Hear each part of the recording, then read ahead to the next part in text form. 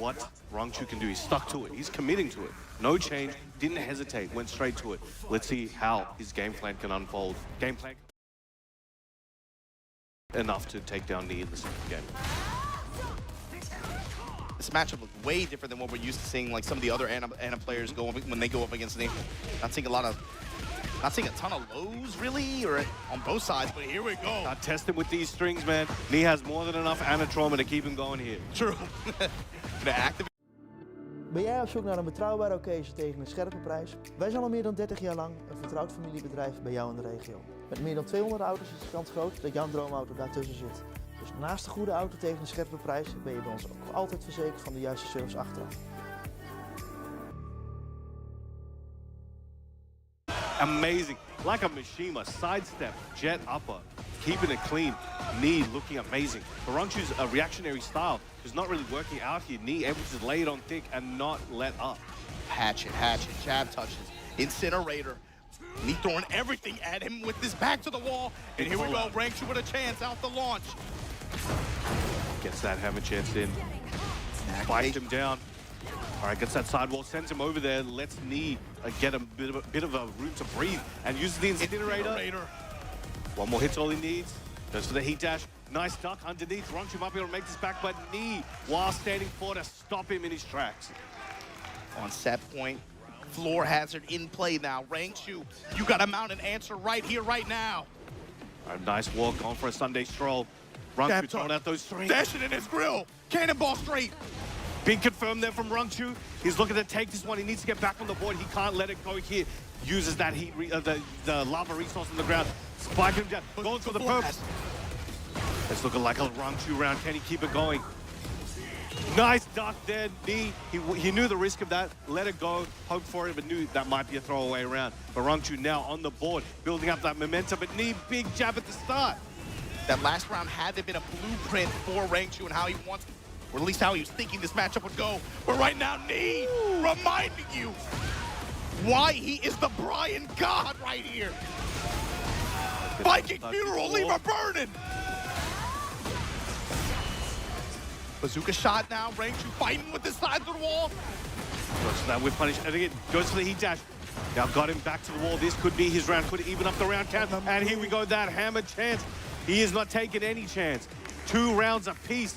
Rangchu staying alive. He's showing signs of life. Now, returns the favor, gets that float at the round start. Talk about the character strength, Rangchu.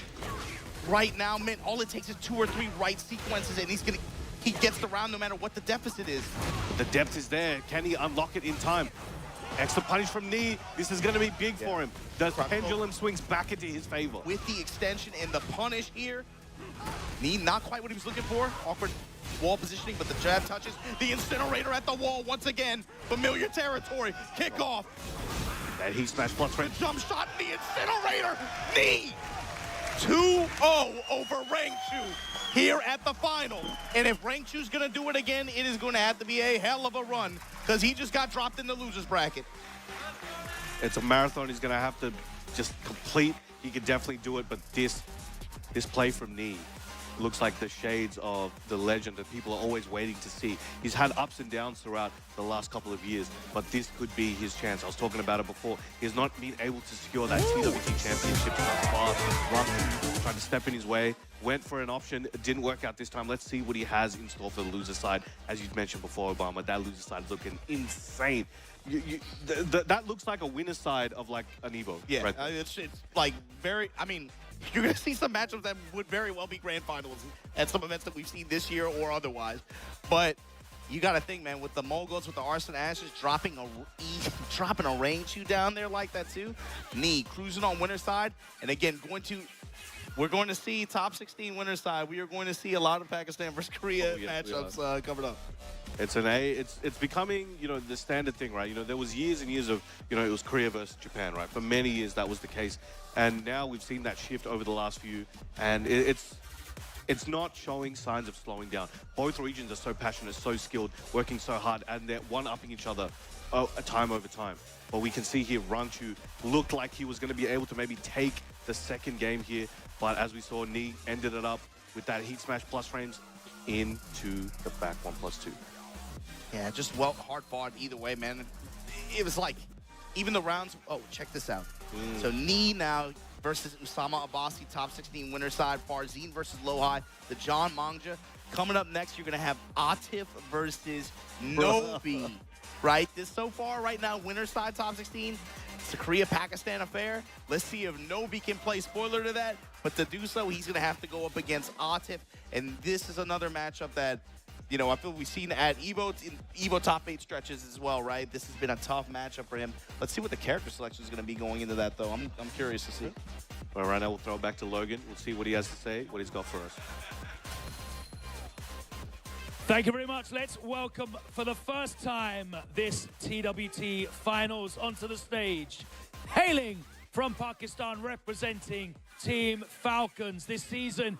He finished third on the global leaderboard with 2,271 points. He is the reigning CEO champion. He finished second at Evo Las Vegas, and last year at the TWT Finals, he finished in second place. He was automatically seeded into the finals bracket. Let's welcome Atif.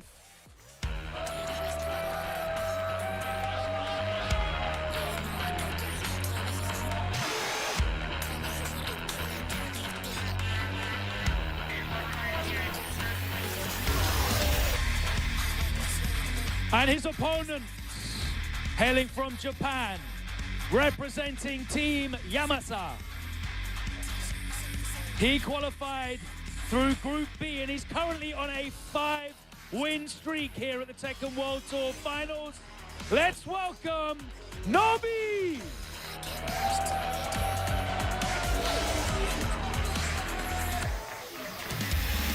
Gentlemen, if you can determine who will be picking sides through rock, paper, scissors in your own time.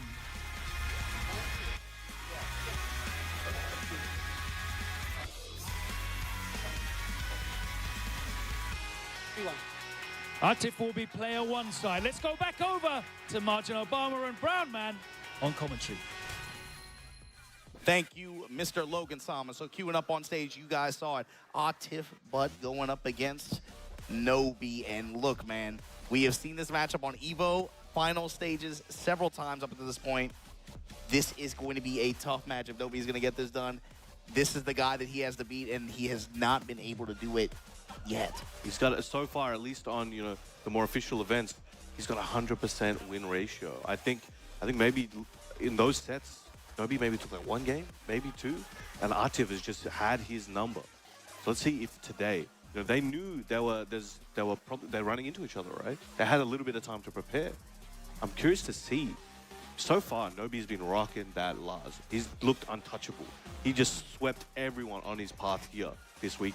But can he close it out against Atif? He's at this point, you would consider him a bracket demon for it. The other thing too is Atif hasn't played all week. This is his first set actually. So I'm curious what character he's going to leverage, but just as much as Nobi, right? We've been watching him, of course. It seems like a soft commitment to Lars with Steve also in the wings, and Dragunov also as an option. But it's been mostly Lars and Steve so far this year, I would even say. Atif as well, though. I mean, I want to see the Brian, bro. I'm not going to lie to you. Well, that's what I'm thinking, but he might not feel the need to go with that in this set, you know, especially considering he's had success with other characters in this specific player matchup.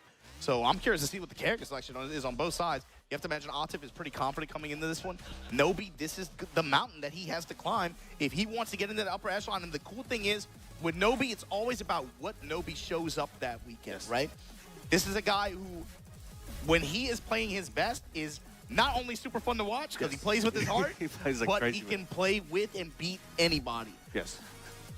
Except Atif Butt up until this point. So far. My thing is, Nobi, what you got? Now that you're fighting for a little bit more than just yourself, it's a little bit different now. Queuing up, he's hovering over to Lars, up against Atif's Anna, and we've seen this matchup a good bit. I think no surprises in the picks here. I think they're going to what they think is, you know, the most effective, right? Lars has been so amazing for Nobi thus far. And Atif, you know, he's been jumping around, as you mentioned. He's got a lot of characters. He is the Mokujin, right? He is Earth's Mokujin representative. But he has found so much success, old reliable in Anna. You know, we talk about Brian, we talk about Dragunov. Those are options that are on the table, but I think Anna many of the points where you saw him, you mentioned he's come second to a few things like that. Anna got him there. And I think Anna is going to be he's going to try to get through here today. But Nobi starting off with that spin, tries to leave. And right away, trying to grip her up. The magnetism back four. Break off that downward strike. And I'm sure Nobi felt like this might have been on the cards. I'm interested to see what kind of counterplay he has in store for you. It's about the counterplay, and I want to see how he pressures, and then what his defensive answers are to the offense that Atif will run, right? The role that some of these lows that Anna has, especially the full crouch mix, how is he going to play around that? And we can see, as we mentioned before, there's so many Anna plays in the crowd, right? Things like that. So now when Nobi approaches with the Lars options, that counter hit options from standing that Anna has are so dangerous. But right now, Nobi finding a way to work around it. First significant full crouch mix, yes. And look at what Nobi's answer was. Correct read, punish, secures the round with it. Excellent. And he is zooming on this read. Lightning strikes. Trying to catch him with that mid one of that counter hit. But now Stacking up on the side of Atif. Able to cross. Backswing. The double barrel out of stance now to engage for Nobi. Pushing with the lightning towards the wall. Atif back to the wall. Eats the avalanche and the power crush. Nobi has the read right now. Playing with speed, playing with momentum. Atif showed so crisp. Playing with vision, Brown man. He's carrying over to the wall. Gonna try to get a big combo. A slight miscalculation, but again, not missing a step. The backswing, again, saving him and allowing him to move forward. But Atif with the Chaos Judgment low parry. This is going to be a big position for Atif to take. Getting him near the wall, but gets the back position himself. Brown man, the walk around. He knows the combo. He knows that back turn combo. He's gotten too many people in that situation. He has that heat. Atif might be able to try to use it. Goes to the heat dash, trying to catch Nobi, but Nobi not blinking. Goes underneath that down forward one. Tried for a big launch of that QCF1. Atif looking prime for this round if he can close it out. And the slide rocket out to close it, but still 1 round behind. There were one or two very short, fast sequences of whiffs that Nobi could have taken advantage of. He was just a little bit too late to pull the trigger, and it created a huge swing there at the very end. He could have secured that round. A knockdown punish. The punishment is on point right now for Nobi overall, though. Step and activate. Atif willing to challenge, trade. Crouch jab, steal the turn back, goes with the lows. Punishment there for Atif as well. Lows adding up. And if you notice, Atif's more prioritizing keeping Nobi off him, so he's willing to use his heat very shortly after he gets it. He doesn't use many of the heat options. He just tries to catch him with a heat launcher that's safe. But there we go with that big launch. Atif looking prime. Should be able to close it out. Keeps it safe, keeps it simple, gives himself a moment to take a sip and stay hydrated. Gotta watch this cutscene real quick. And the match tempo, think about how that worked. Like the first 2 rounds overall were pretty fast. Nobi, it feels like the longer the set goes on, the more Atif is kind of able to adjust to his timing and his rhythm. You see he's able to get these round-ending sequences like that. Like you said, leveraging resources, not really just to even be able to get the max out, but just to be able to stave off the pressure. Big commitment, big launch there. Fighting back, activating, stomping, and the good challenge. No fear, no hesitation. He saw that. I'm not dealing with this mixed up and get swept. He dashed to the wall. And now Atif with wall advantage, canceling, going low. The rage art. This is going to be big for him. Should be able to delete a lot of Atif's health. And he's gone. Nobi's scaling on this is going to be great, and he's going to recover so much. And he's going to probably dash up and try to recover a bit more in his flurry. But the big call out, he was ducking, lying in wait. Atif taking the first game. He flipped that 180. That looked like a Nobi game. And he bet it all on the sweep attempt. Yeah. I mean, that's him though. You live and die by, right? But I think he's probably trying to read a button press in that range, right? Maybe the approach to jab strings, yeah. That's a hell of a. I mean, that's Nobi though. Like that's a hell of a bet in that situation. It's time on the Pac-Man stage. All right, Pac Pixels in the house. Got a full crowd back there. Open up with back one. Goes to the armor on the whiff. Correct call out. Atif's reaction's too good. Nobi knows that. All right, trying to catch him with that knee. Safe on block, but now Atif employing the string mind games, the stance mix-ups, but Nobi trying to push it on him for himself. Again, that keep out, that approach, such a big return there for Atif. Especially as a counter hit launcher. Look what it sets up for. The low parry on the get-up kick. And Atif now, this is what we were talking about. As sharp as Nobi came into this thing, the longer it goes on, it feels like Atif more and more understands how he wants to play. Counter hit, able to get this heating gauge confirmed. Now the lightning. Putting it on Atif right now. Good while standing punishment. I check with that jump on one. Lets that string rip. This looking good for Nobi. And again, you can't block him all. All he needed was one straight hit. And let's see if he goes into that situation a little bit more. The limited entry cancels. Warden running that while standing. Delta Slicer to open things up here. Working the lows. Throwing a lot more stance mix at him and just canceling. Welcome to the Beyblade. Swapping between Den and Sen. Going low. Limited entry comes with the while standing 4. Yo, I'm dizzy just watching Lars right now. It's 7 golden letters, 2 rounds ahead. But again, the first game was very similar. Nobi was able to assert his dominance, but Atif slowly just stripped that away. Something happens in like round 3, round 4, and he just like gets it. See if he can understand what he's up against here. Excellent block. And now he's building it up. This could be that round. Stay down, Nobi. Comes up with a while standing 4. And again, these keep out options that result in counter hit launches, result in the wall with the heat activated Atif. They're costing him momentum. They're costing him everything, Brown Man. And again, the same sequence. Was that a replay? Did we just watch the replay? All right. Potential set point here for Atif. Potential final round. Nobi needs to make something happen. Now finally catches him with that counter hit. Back 4. On hit, back 4. Gets the full animation. Strong aerial tailspin, gets him to the wall. This is where he found a lot of success. And let's see if he can lock him down there. If he's going to find success, it has to come right here. The lightning. Atif now center stage. Full crouch mix goes mid this time. Willing to leverage the dash. Parallel to the wall.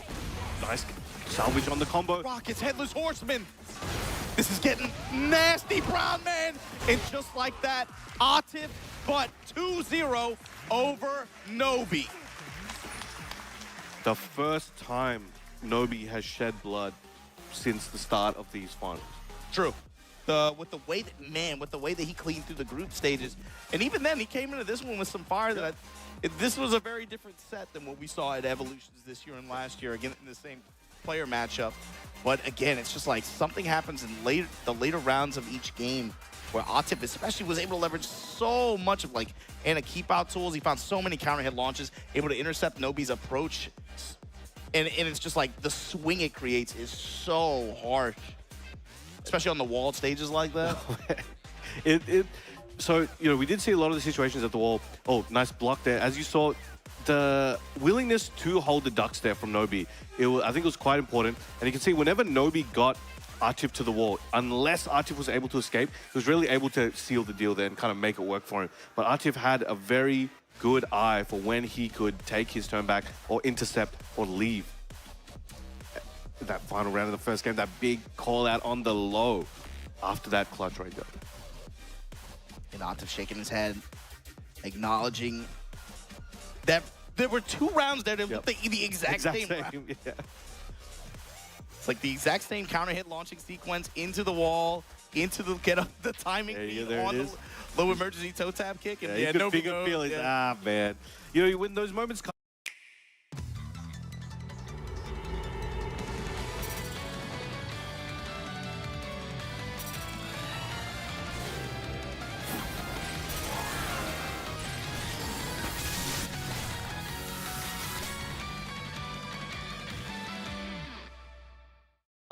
Which will guarantee you get 4 of those regional rivalry matchups to qualify for top 8 on winner's side. But when you think about JDCR and Ulsan, what comes to mind for you? New gen, old gen. I mean, Ulsan's a bit of a middle gen now. But let's see what they have up for us on the stage. Logan, take it away. Thank you very much. That's right. It's time to get into our last match of round 2 on the winner's side of the final bracket. And let me introduce on stage first another certified legend in the world of Tekken, hailing from South Korea, representing Team RRQ. He qualified through the global leaderboard in 14th with 1,470 points. He is the reigning First Attack and Electric Clash champion, and he swept Group D to qualify for the final bracket. Let's welcome JDCR!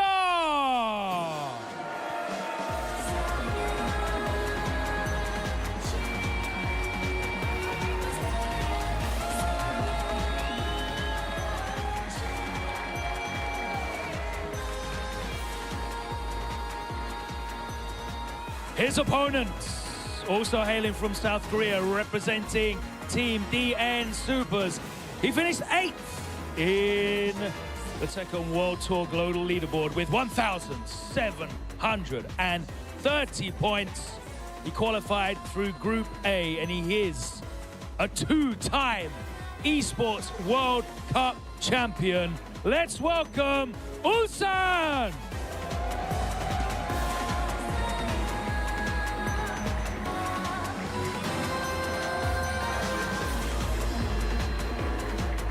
Okay, it's down to you guys to determine who's going to pick sides with rock, paper, scissors in your own time.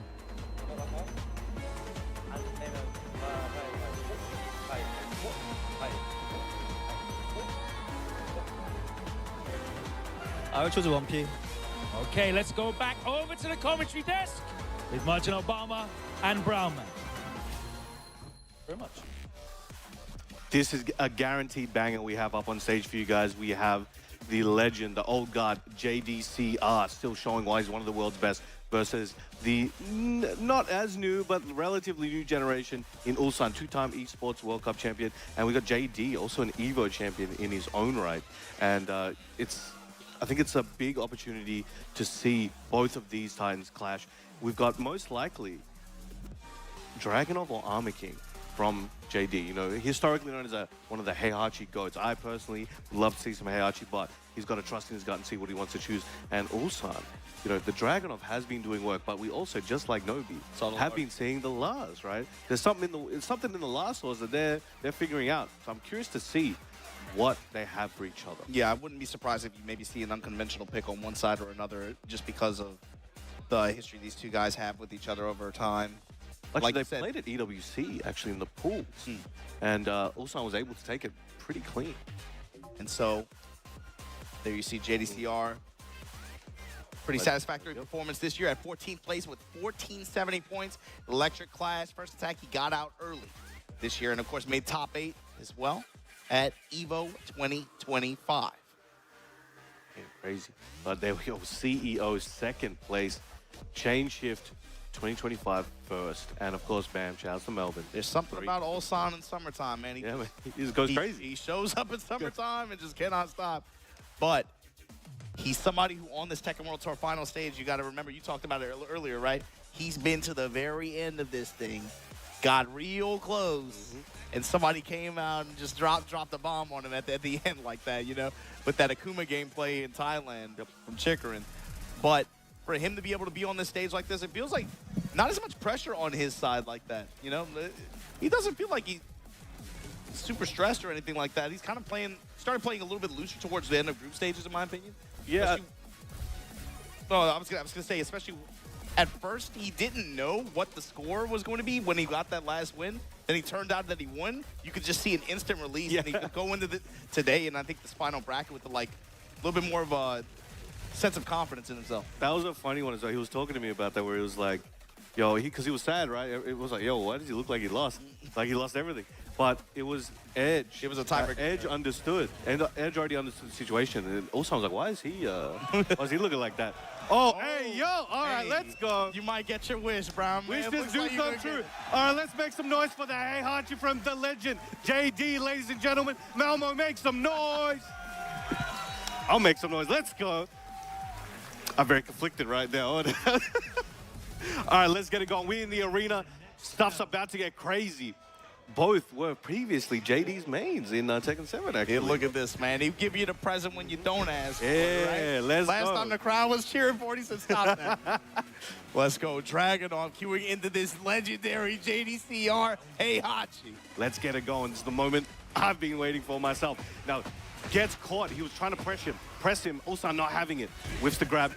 Trying to check with that down forward too. Maybe an electric attempt. These grabs are coming in. It's just unbroken so far. 100% ratio. Vicious switch whiff there. How is JDCR going to break this hyper? Man, Ulsan is so good, especially when he's playing on his reactions, the speed at which he plays. How is he going to be able to break this guy down? Now, JD trying to find his way and trying to catch Ulsan's timing. Amazing palm. Goes for the double palms. Doesn't want to risk an omen, anything fancy. Needs to keep it clean. Needs to keep it simple against a player like Ulsan. No mistakes are allowed. But again, catches him on the offense. catch him with that electric. There's going to be big damage. Heihachi, an absolute damage machine, will melt your will melt your whole life. Will melt your whole life. Will melt your whole life.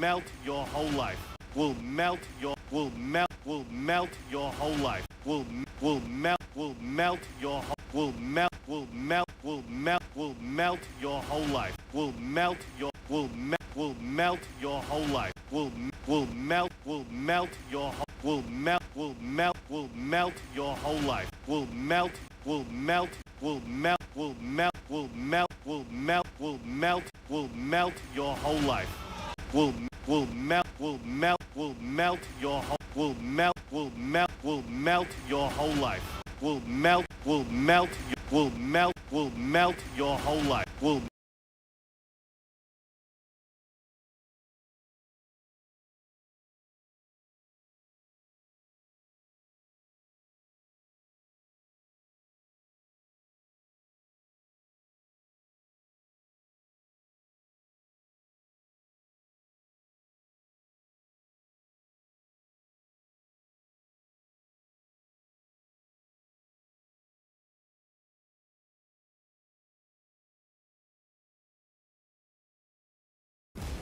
Again, find any form of pressure here at the wall, but Ulsan able to step off, gets back to center stage. Fisher with the down two, the 4-4. Check it with that. The mid strike. Firm on that down forward 4. Didn't believe. But now big electric catching Ulsan.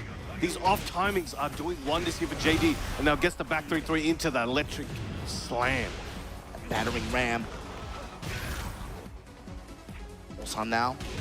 1-1-2 checks him. Thought he might be pressing, goes for the heat dash, but Ulsan 1-2-1. I saw this dude, he was sitting there the other day just muttering that to himself. Like 1-2-1, 1-2-1, 1-2-1. It's always in his head. Cannot count him out with it. But now Albo, and now the speed that he's approaching this with, leveraging slide a lot more as well. Working the back two. Trade. Trade there. Nobody got the better part of that one, really. But JD still has his Warriors instinct, decides to crack it now. Pop it off here. Doesn't want to try and take it to the last round. He might not get there if he can't make it through here. Fisher with back one. The 1-1-2 works out this time. Output one gets that gold spark. He's got that timing. Was a bit late on that potential whip punish, but then kept it safe. Didn't want to risk anything. Nice whip punish there. Should be able to make this count big time. Let's see what JD has got in store for Ulsan. Can he close it out? Gets the whip on the headbutt. Still alive. Ulsan taking this opportunity. No Instant tailspin into the rage art. Making JD question everything. You said it was going to take him a little while to warm up, right? So the sidestep electric finally come out for JDCR, but ultimately, Ulsan going to take this game here. 1-0 advantage. Ulsan with a smile on his face. It's his own cheering squad right now. Okay, now, do we see JD stick with it? He's going to have to think about it. He's got a bit of time. He can sit there for a few minutes and really marinate on this one. But here we go. Ulsan, definitely proud of that as well. It looked like a JD round. I think, again, I don't know how much he's playing Heihachi. There's a lot of situations where it looks like the unfamiliarity is costing him big, but he's sticking to it. Now we have the hidden retreat, a very fitting stage here for this momentous round, this game. Ulsan one game away from knocking JD into the losers, but the fans want to see as much of this as they can. Nobody expected to see Heihachi in this late in the tournament. You know, Kudans fell a bit early in that LCQ, so we thought JD might be rocking with the drag, but here we go, applying that pressure. He has that heat. Again, jab checking him, trying to keep him in his range. Uses the guard break there. That gets a nice fat combo, but doesn't get to complete it.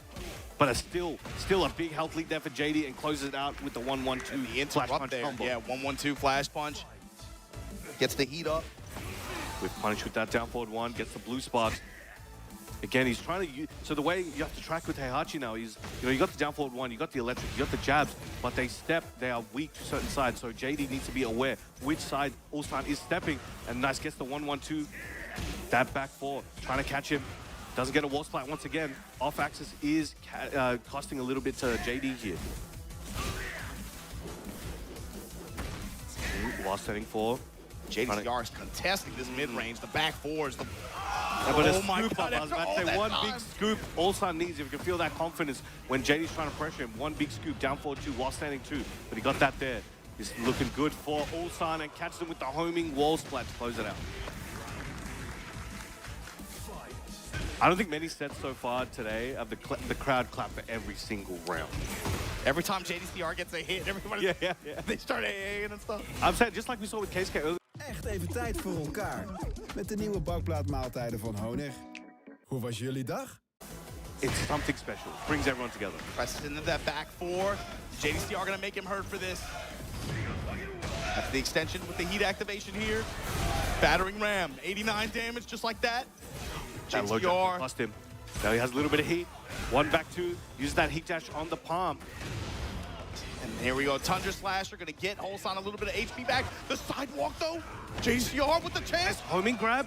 This could be a chance for him to get the second round he needs in this game. JD coming back with a vengeance. 1 round away from equaling the score here against Ulsan. Shows him 1 hit of the sweep, this time counter hit timing. The wall, that could have been so much, oh man. The 1-1 trying to check him at the wall. You know, Heihachi has one of the best jab strings in the game. That 1-1-2 wall splat, inconfirmable. Trying to lock him down here. But again, trying to chip away. And the heat smash should be able to wall splat. Can he finish it here? Back 1-4. And JD making that statement. Game 2, the crowd erupting. 1 game apiece here, Obama. That was looking tough there for JD. There was a few situations where it looked like he was about to fumble the lead he had, but was able to close it out and secure his position. His character's locked, obviously, so he's going to have to stick it out. And Ulsan, let's see what he has in store. Those situations that rubber banded in the first game where Ulsan was able to take advantage and secure rounds with, they didn't have that same level of impact in game 2, and JDCR was able to hold on. And again, the way the matchup kind of changed as well. You see him contesting Ulsan's pressure and his mid-range a lot with some of these very, very high return Heihachi tools and normals in mid-range.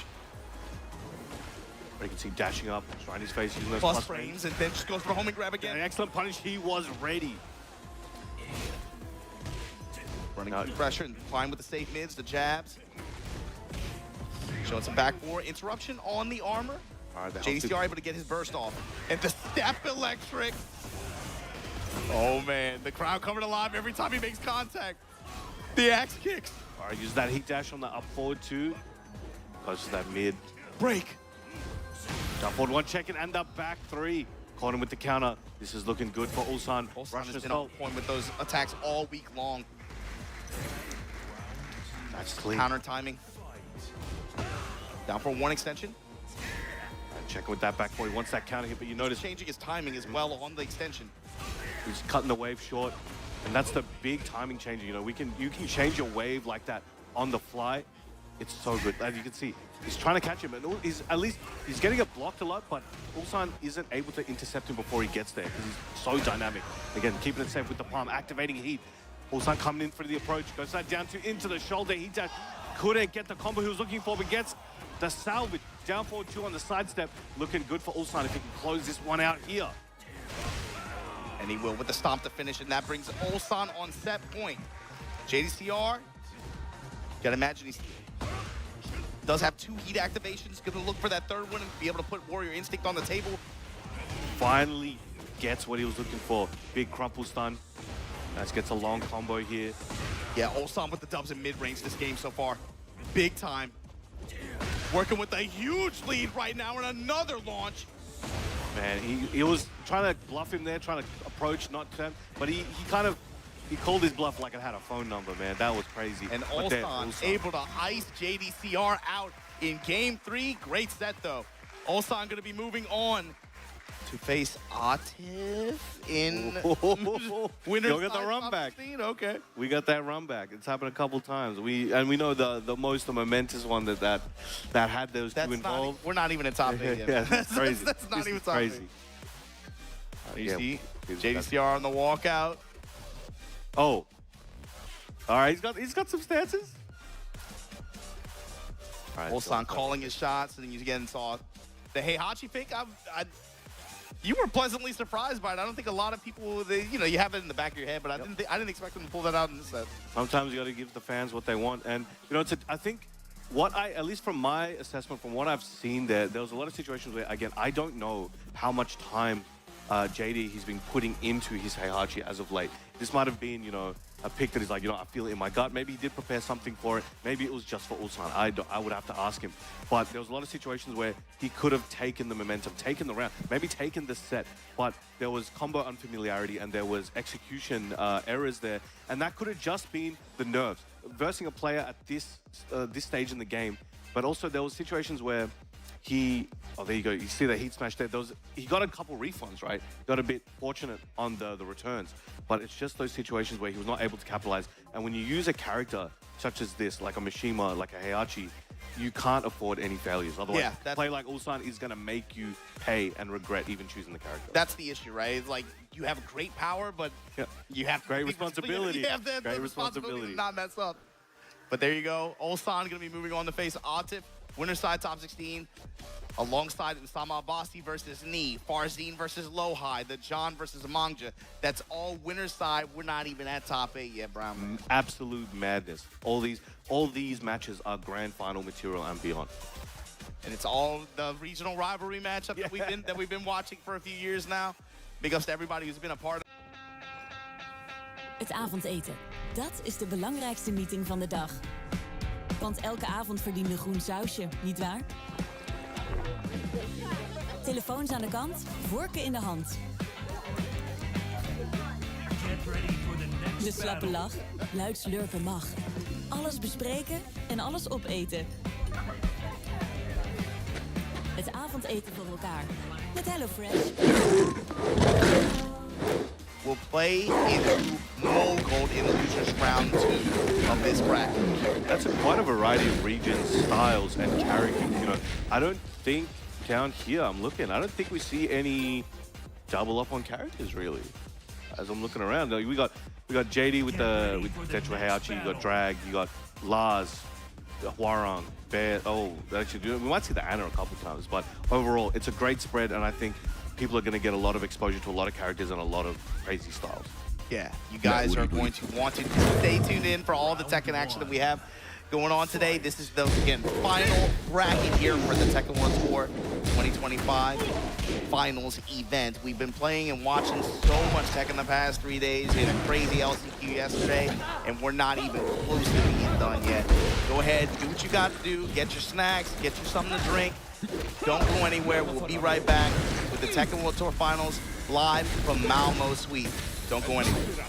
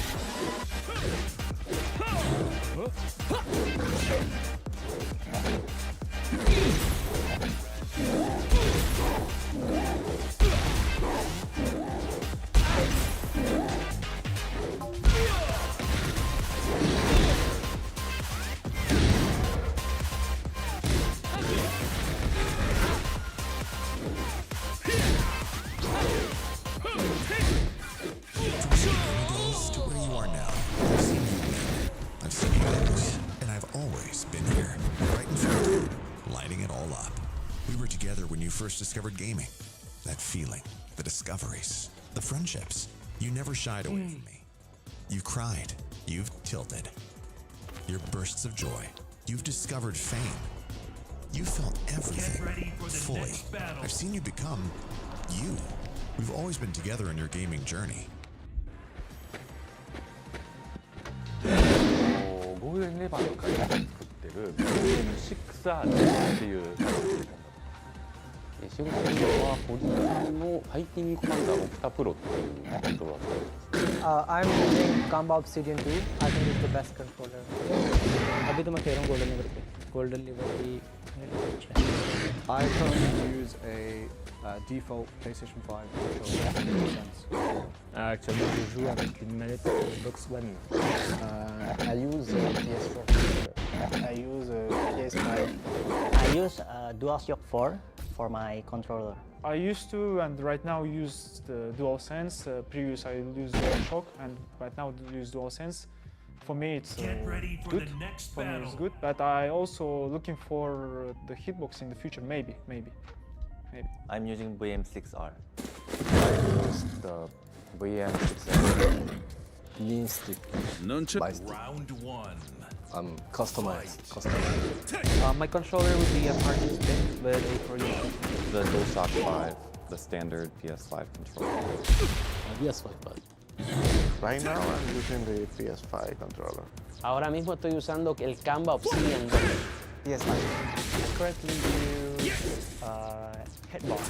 저는 판테라를 사용하고 있지만 안에 이제 달려있는 레버는 골든 레버를 사용하고 있습니다.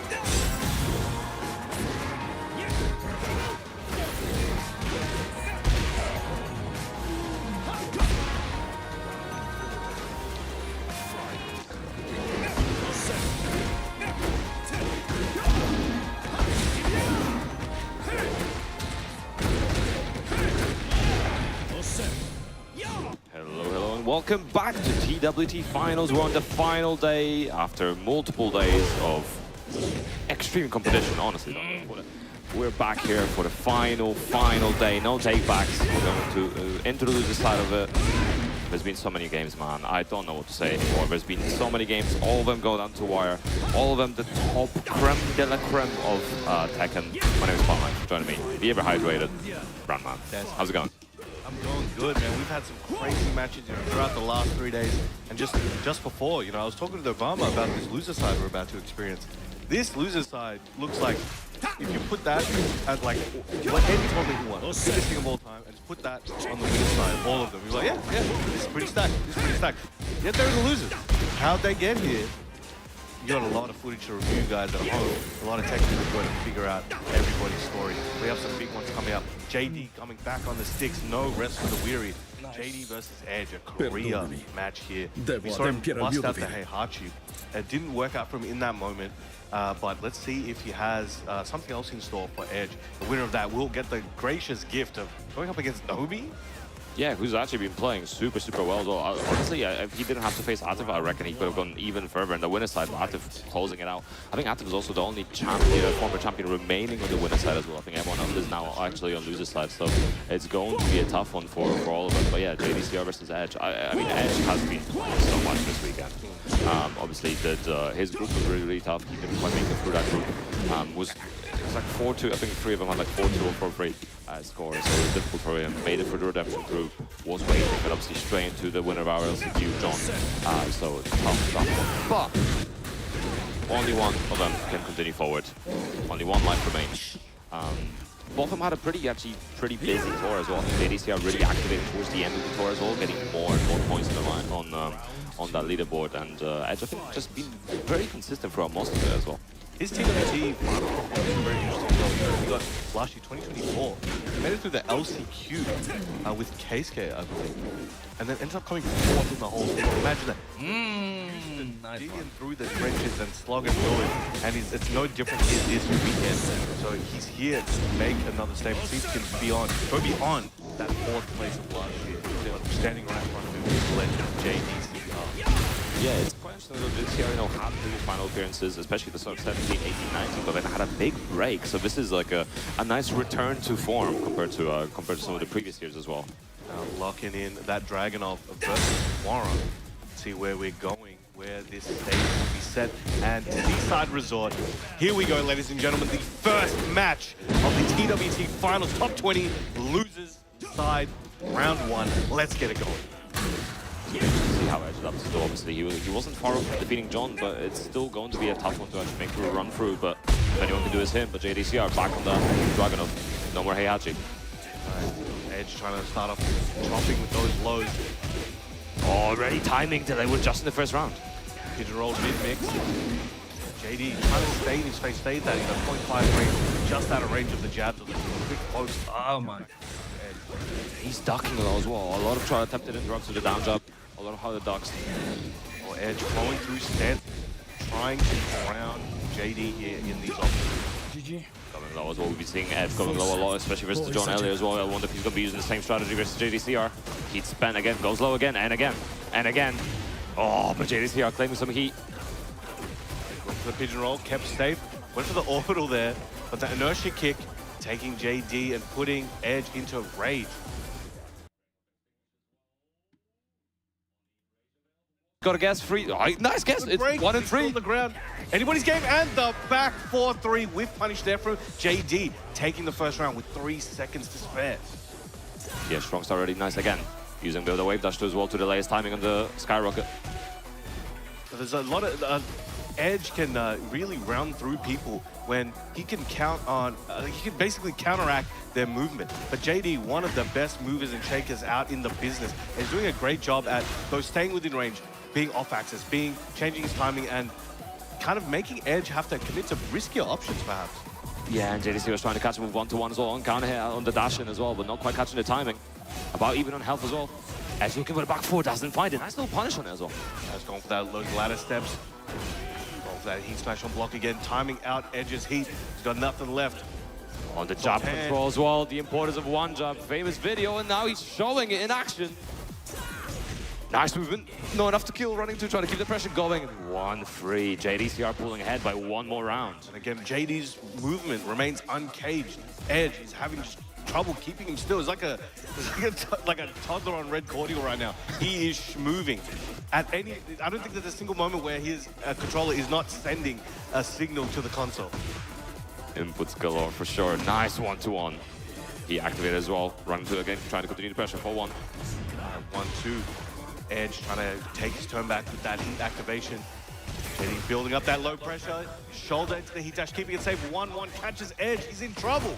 Ooh, what a massive counter in. Here we're going to see some truly obscene damage as well. Going straight for the radar. Going to cut away that grey health extinguisher. Put himself in a better position. This is going to be a boon for Edge, but can he close it out? JD's going to have to... It's going to be a distance between them, as you can see. And the up... Okay. Oh, did it get a follow-up? That would have been enough to kill as well. Tried to go for the up forward one, was not ready for the follow-up. Now Edge was able to clutch it out. But again, still 1 round behind, 2-1. Oh, that's such a shame as well, because that was basically guaranteed, but nice. Getting a little bit of punishment low now. Goes low again. Nice movement as well to the left. Nice sidestep block. Try to go for the full punish. A bit late on it.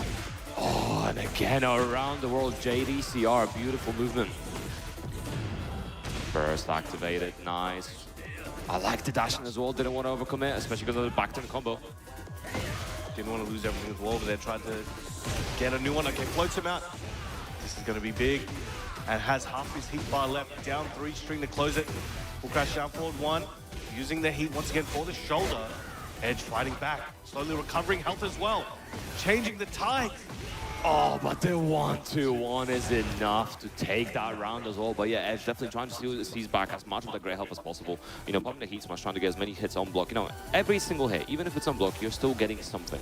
And it stacks up. But every little something, you know, it becomes a lot more of a little bit of HP, and that means you can now tank it ever low. Maybe you can tank it down forward 1 and gives you, again, it's 1 more interaction that you can play, and then 2 more interactions that you can play. It all stacks up. A little bit of gas back in the tank. Yeah. You know, you only got a couple of bucks of gas, it'll take you to the next stop, and he's able to close it out with that and get to the destination. It's actually very interesting. A character like Hwoarang kind of used the mechanic of health recovery a bit more than many others, where because he has so many string, the string pressure is consistent, right? So even though you're not taking the damage as the opponent, you might be getting chipped a little bit, he's recovering so much, just on the offensive attempt.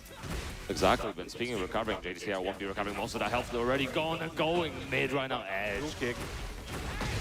Nice, enough to kill, getting that perfect on the board as well. Making a statement, dashing up at him. Oh, forward 1, nice, gets the follow-up this time.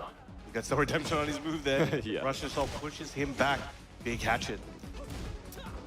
Nice, again, ducking, trying to look for something. 1-2. Forward 3, trying to keep that pressure up. Edge just kept guessing by JD, but gets a scoop up, doesn't want to deal with it anymore. Let's see what he does with the wall situation. Nice, gets it, uses it. Bicycle kick, yep. Puts him back there. Now, a lot of characters, like earlier, instead, Arslan decided to keep Usama at the wall, right? And didn't use the wall explosion, had the opportunity, but kept him there. Meanwhile, a character like Hwoarang can still use the gimmick and still put you back there with that down 4-3 plus 4. Yeah, you can have the cake and eat it too, you know? It's best of both worlds. That sounds very unhealthy.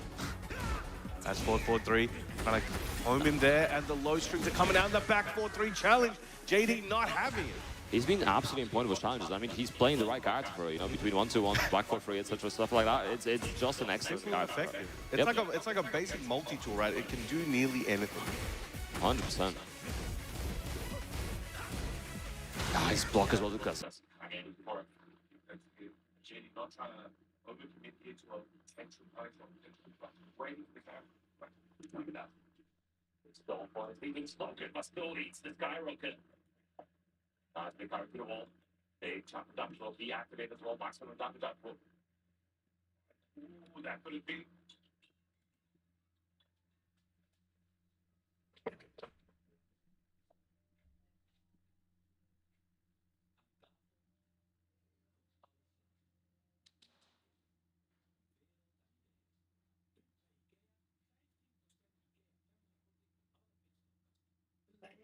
Even before that low and edge second round of the board, he's trying to get a game. We need to go back to that multiple times, but the timing change is so key to this. Understand that there's layers upon layers of mind games that are on here right now. Not even from just this game, but let's see stuff. Must be unblockable attempt or not. They're not sure that JD was able to snuff it out before that big wave. Big chunk of damage. That down forward, dashing in, keep my spend. Nice down forward 1 as well, keeping it very risk averse.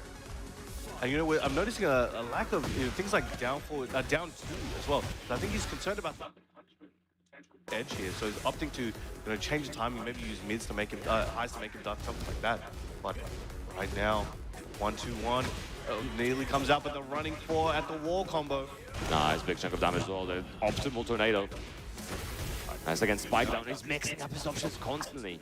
Super roll, and the heat smash should close it out here with the wall explosion. One more hit's all he needs and ends it with the up forward 1. JDCR moving forward here on the loser side of top 20, while Edge will unfortunately be bowing out. Can we get a big round of applause for T1 Edge? What a performance the entire weekend, fighting tooth and nail to remain in the bracket. Unfortunately, won't be able to be his placing from last year, but either way, he's had a tremendous performance. And like we said earlier, it's really good to see JDCR on top as well. On top of his game, really getting back into it. We saw him rotating characters this year as well. We saw some of that Heihachi earlier, seeing the Dragunov now. At different events, we also saw some of that AK as well, which is also very interesting. So yeah, it's just a good amount of variety, and it allows him the ability to flex between the matchups. So, I think in this matchup, I think Dragunov is just objectively better in this matchup than Heihachi is. Although, yeah, you could probably make the Heihachi work as well. But I think it's doable, but I think the options that Dragunov has to really keep Hwoarang guessing, like, the pokes and everything, really come into play. As you saw, 1-2-1 alone, I think, is so key in this matchup where, you only have a couple frames to work with. That 10-frame gap, that 11-frame gap with the 1-2-1 could change everything. And you saw, it did come in handy for JD a couple times. And Edge just, I think, wasn't ready. Even though JD wasn't playing like an absolute animal or a machine, he was showing flaws, he was showing personality, but he was able to close it out because I think Edge just wasn't able to capitalize on stopping his movement. Yeah, no, that's actually a really good observation, because we saw a lot of sidewalk left, especially on round start a few times, working out beautifully. But that's Edge out of turn, and JDCR will be fighting Nobi. That is an old man matchup right there. That is. Yeah, these guys, I think, were playing back in like T5. Yeah, you know what's funny actually? I mean, obviously you were there because I think it was your setup. But on Wednesday when you were playing Tag 2 people, and JDCR just rolled up and just like his eyes sprinkled when he saw Tag 2. The old times remember just coming into focus. It was amazing to see. A lot of nostalgia for these games. These guys had some of their greatest years in these games, and they still continue to have even greater ones now. But it's always amazing to see where you came from and see other people enjoying that experience as well. So that can always be a very powerful emotion. But now we have up Rangchu. Once again, we've mentioned a million times, and we will continue to mention it, as it always deserves that title to be known. Two-time TWT champion Rangchu, the bear specialist, Big Grizzly, as nobody has ever called him before except now. But yeah, it's quite an interesting stat. So I was looking at some of the ages of players before, right? And I'm pretty sure, I mean, my maths could be slightly off, but I'm pretty sure that Rangchu is both the youngest ever TWT champion and also the oldest ever TWT champion, having 26 on his first win and then 31 on his second. So it's an interesting accolade to hold, and obviously just having both of them is already extremely impressive. And I'll be interested to see if he can try to look for that third. But Yoreds, I think, is a person that can't be underestimated. The way he pilots Xiaoyu, the way he can show her strengths, and the way he uses her unique tools, whether it's AOP, whether it's her jump cancels from back turned, or even things like back one we saw earlier in the previous matchup as well, is very fearsome. And you have to be very aware of what he's outputting there and how he can deal with it and adapt to it. But he is on the loser's side. He did make quite a show in the regional side, but now he has to make quite a show on this loser's bracket in order to be able to continue. And it's a taller. You're gonna have to knock down the king off of his throne, right? He's been knocked down once while he's on the ground. You're gonna kick him or not? You're gonna have to see. If you want to move forward, you're gonna have to clear him out of the way. They're going with the Fakumram versus the Ling, and now the crowd is going crazy for this one. Here we go. We have Rangchu versus Yoreds. This is a death match here. Somebody is going to have to go sit in that crowd after this one and not return. Yeah, let's see how familiar Yoreds is with the Fakumran, and equally how familiar Rangchu is with the Xiaoyu. Again, no character we see super often, but we've been seeing a lot of Fakumran this weekend in Furnace. We have been seeing a lot of Fakumran. We don't see too much of Yoreds, though. He's representing the Middle East. Right? He's one of his training partners in the bracket as well, in Riot. He trains a lot against the Saudi players. And honestly, there's a lot of players in the world, a lot of in Europe that are being shown now with Falconram. But one of the strongest Falconram players I ever saw that really opened my eyes was Nugget, aka Nejit, also from Saudi. So let's see if Yoretz has some experience he can bring forward here, sending Rangchu flying. Yeah, right now is a round down, but looking for redemption here, already trying to get around on the board. Was Lowe's doing damage right now for Yoretz. Nice, this ties to Pry AOP, beautifully done. Oh, confident MG jump into the double O, the League Classic. And Acrobatics are catching Rangchu off guard.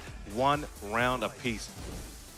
Yeah, Yoretz, good show so far as well, though. Nice duck. Nice fuzzy there.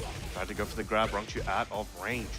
Could have been a bigger punish as well. The jet kick, it recovers a lot slower than you think it recovers most of the time as well. So you can actually take your time and get a big whiff punch most of the time. Nice back one as well, stopping another one. All right, Shooting Star stays away, keeps that distance, but nice. Gets a big counter launch.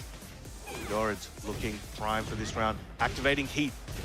For sure going to try and lock Rangchu down here. Goes for the root kick. Good option from Rangchu as well. Nice punish.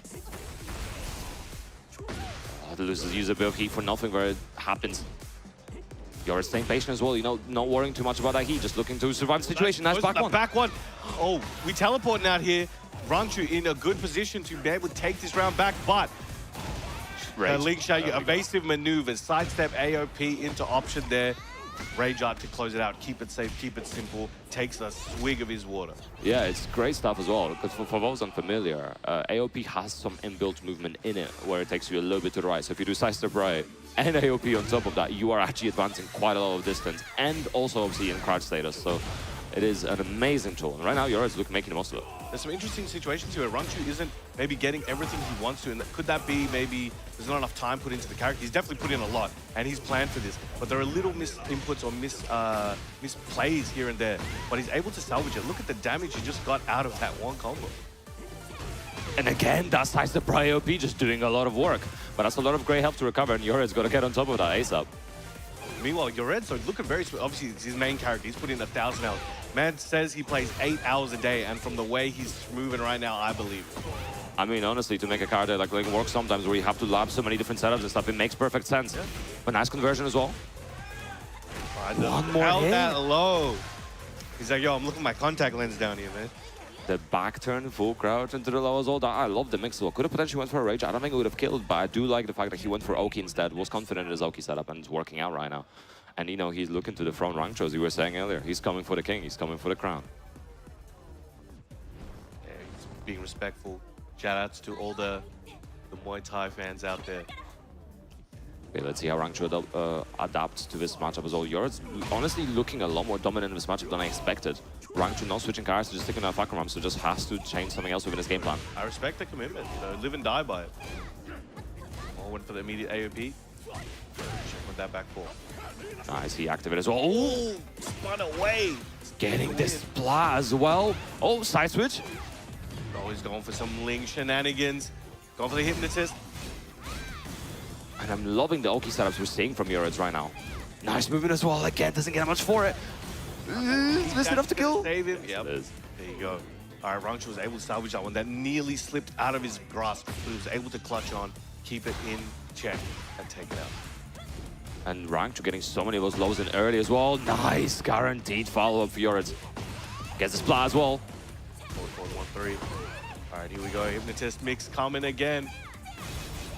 Heat spin as well, trying to continue the pressure, charging it up. Nice call out. Ooh, was a bit far from the wall. Didn't maybe get a bigger return than if he was. Big splat as well, big conversion from Rangchu. Heat spin, gets another wall. Oh, nice launch. This could be huge for Yoretz. All right, keeps it safe, keeps it chill. The amount of health he has, the scaling might work out into his favor quite drastically. Yeah, I don't think it's enough to kill, but it's definitely going to recover a lot of his health and still puts him in like a one-guess situation. Nicely done. Good keep out. Flurry of strikes. 1 round apiece. Again, Yoretz leading in the set. Excellent punish there. He was ready for it. Nice conversion as well. Should be easy wall for Rangchu here. Nice. Good adaptation as well for the carry with the jabs, not overcommitting on anything. Nice back one as well. It's a really good way to deal with that. Nice duck. All right, he's ready. Back into the Hypnotist. A few frames off on the activation. Rangchu taking advantage there. Flipping him over. Not letting up. Like a dog with a toy, not letting go until it's done. Rangchu, 1 round away from evening up the score here against Yoritz. And we can see the rounds Rangchu's winning out. Overall, he's just being really aggressive and constantly pushing the pressure. And I think he's noticed that and now trying to achieve the same. So many lows right now. Good luck from Yoritz, doesn't get that much for it, unfortunately. Big launch, though. Scoops him up, but Rangchu's willingness to just go for those lows. Yoritz hasn't made him pay for it yet, so it's free game. Going low again. He's undeterred. And again. Happened before, though. Rangchu was able to just claw it back. Can he do it again? And again, this side surprise. AOP, so much damage. Don't have to kill just here, going low. Ooh, gets a massive splat. The conversion, modestly. And I think the radar is probably the best decision Rangchu could have taken in the situation. Clutches out the... we were just talking about it, right? He's able to just take all the punishment and keep on ticking, man. He was so close to death. You know, he blocked that double low. Yoritz went immediately into stance, tried to get out of the situation, maybe try to get a whiff button coming out, something like that, but was able to just make him pay. Side wall, salvages the combo, rage art, maybe puts a little bit of doubt in Yoritz's mind, right? He's able to just take the lead, run with it, and just gets pushed to the side right at the last second. Yeah, I'm very curious what kind of advice Rife is going to provide here as well. Obviously, I don't think it's going to be Xiaoyu-related advice for the most part, but it's going to be very interesting to see what kind of observations. Fellow Falcon Realm player as well. There might be some intel. True. But yeah, it's going to be very, very interesting. I think the big thing to call out was things like using back 1 versus the down 3+4 string. It is -10, I think, on the first hit, and then you can power crush between the second hit. But in this case, back 1 is 8 frames, so you get the punish, and you also... that is what we call in the business an option select. Exactly. And it's beautiful. Like, obviously, this is entirely matchup dependent, because that's not the kind of tool that most characters will have access to. I think, I can't think of another move that has the same type of problem. I mean, flashes out back 1, I guess, but I remember how fast it is. 8 frames, though? I don't know if it's that fast, yeah. But there we go. All right, game 3. Again, this is it. All on the line for one of these players. Somebody, again, is going to go sit with their homies, sit with the great community behind us, but they will not be back on this stage to compete again after this. Yeah, big stage as well to work with, so it might be unfortunate for Yoritz to not get that damage on the board as well. But to be fair, Falcon Round gets a lot of damage for the wall as well, but nice, he activated for Yoritz, going mid this time. Ooh, massive counter here as well. It's going to be hefty damage. Let's see what kind of Oki Yoritz has in store for him. Hypnotist goes for the mid, heat dash. This is looking great for Yoritz. And all those lows outside of damage earlier were also setting up the conditioning right now. Dashing in his face. Gets the counter on the low. Tried to whiff punish, didn't quite get it. We're seeing it. Are we seeing a flashback again of Rangchu being able to just claw this back? Yoritz needs to make something happen. Shooting star. One more hit. And another one. That's all he needed. Yoritz pulling ahead. Ling making this like a night sky over here. Shooting stars everywhere. Yeah, gotta be careful as well, because obviously Falcon is going to outrange you in most situations, especially on a stage like this where you have a lot of space to work with. So Yoritz has to make sure to play as close as possible to take advantage of, you know, Ling's tools as well. And dash blocking up, but Rangchu fighting back with that dash option. Oh, combo drops. Oh, the AOP. Everybody's fumbling at the moment, but it's a big moment. It's a lot of pressure. Can't be perfect. Yeah, big straight kick as well from the front. Rangchu a little bit of a deficit, a little bit of a health lead right now. Yoritz fighting at a deficit, but Rangchu equalizing the rounds right now, 1 apiece. This is still first to 2 territory, so they only have so much time to work it out before it's over. Nice punish. That big barge, going for the overhead, trying to build his position once again, but Rangchu just making it very difficult, willing to challenge and willing to throw out these little hits to interrupt Yoritz, but big launch here for him. Gonna activate heat perhaps. There it is. Yeah, they keep on working out beautifully. Oh, I like the roll it as well. Doesn't get anything for it. I like the use of toe kick from Rangchu as well, trying to stop the pressure, but no health to work with right now for him. And the little kick keeping Yoritz alive. Set point right now. Rangchu gonna pull something out of the bag here, otherwise it's over. Gonna have to pull deep into that bag because Yoritz is looking like a man possessed, running away with this. Rangchu again going back to those lows, but now Yoritz opts not to button into it. He's just backing up, waiting for more. Ooh, second is still connecting. But flipped into it, knocked down. Rangchu in a bit of trouble. Still alive, looking, just working that back turn right now. Rangchu staying patient. Nice heat activation as well. Back 1 again, and it's doing so much work for interrupting the pressure. And big flow as well. Can Yoritz close it out? We have heat available, all the resources on the line, and he does close it out. Yoritz putting Rangchu outside of his bracket, sending him home. And what a performance from him right now. That's an amazing, like, especially coming from the loser side. You know, he had a bit of a tough one on the winners. You know, he came here with an absolutely immaculate record, but here putting himself up against one, again, the two-time will be bowing out here, and you guys know for sure. And I want an extra loud one here for one of our goats here. Can I get a big round of applause for Varel Rangchu? Absolutely deserved. It's a two-time. One of the best we've ever seen, but he won't be getting the third time today. Are you looking at memes on his phone? What were you looking at up there, Jorits? What was on your phone?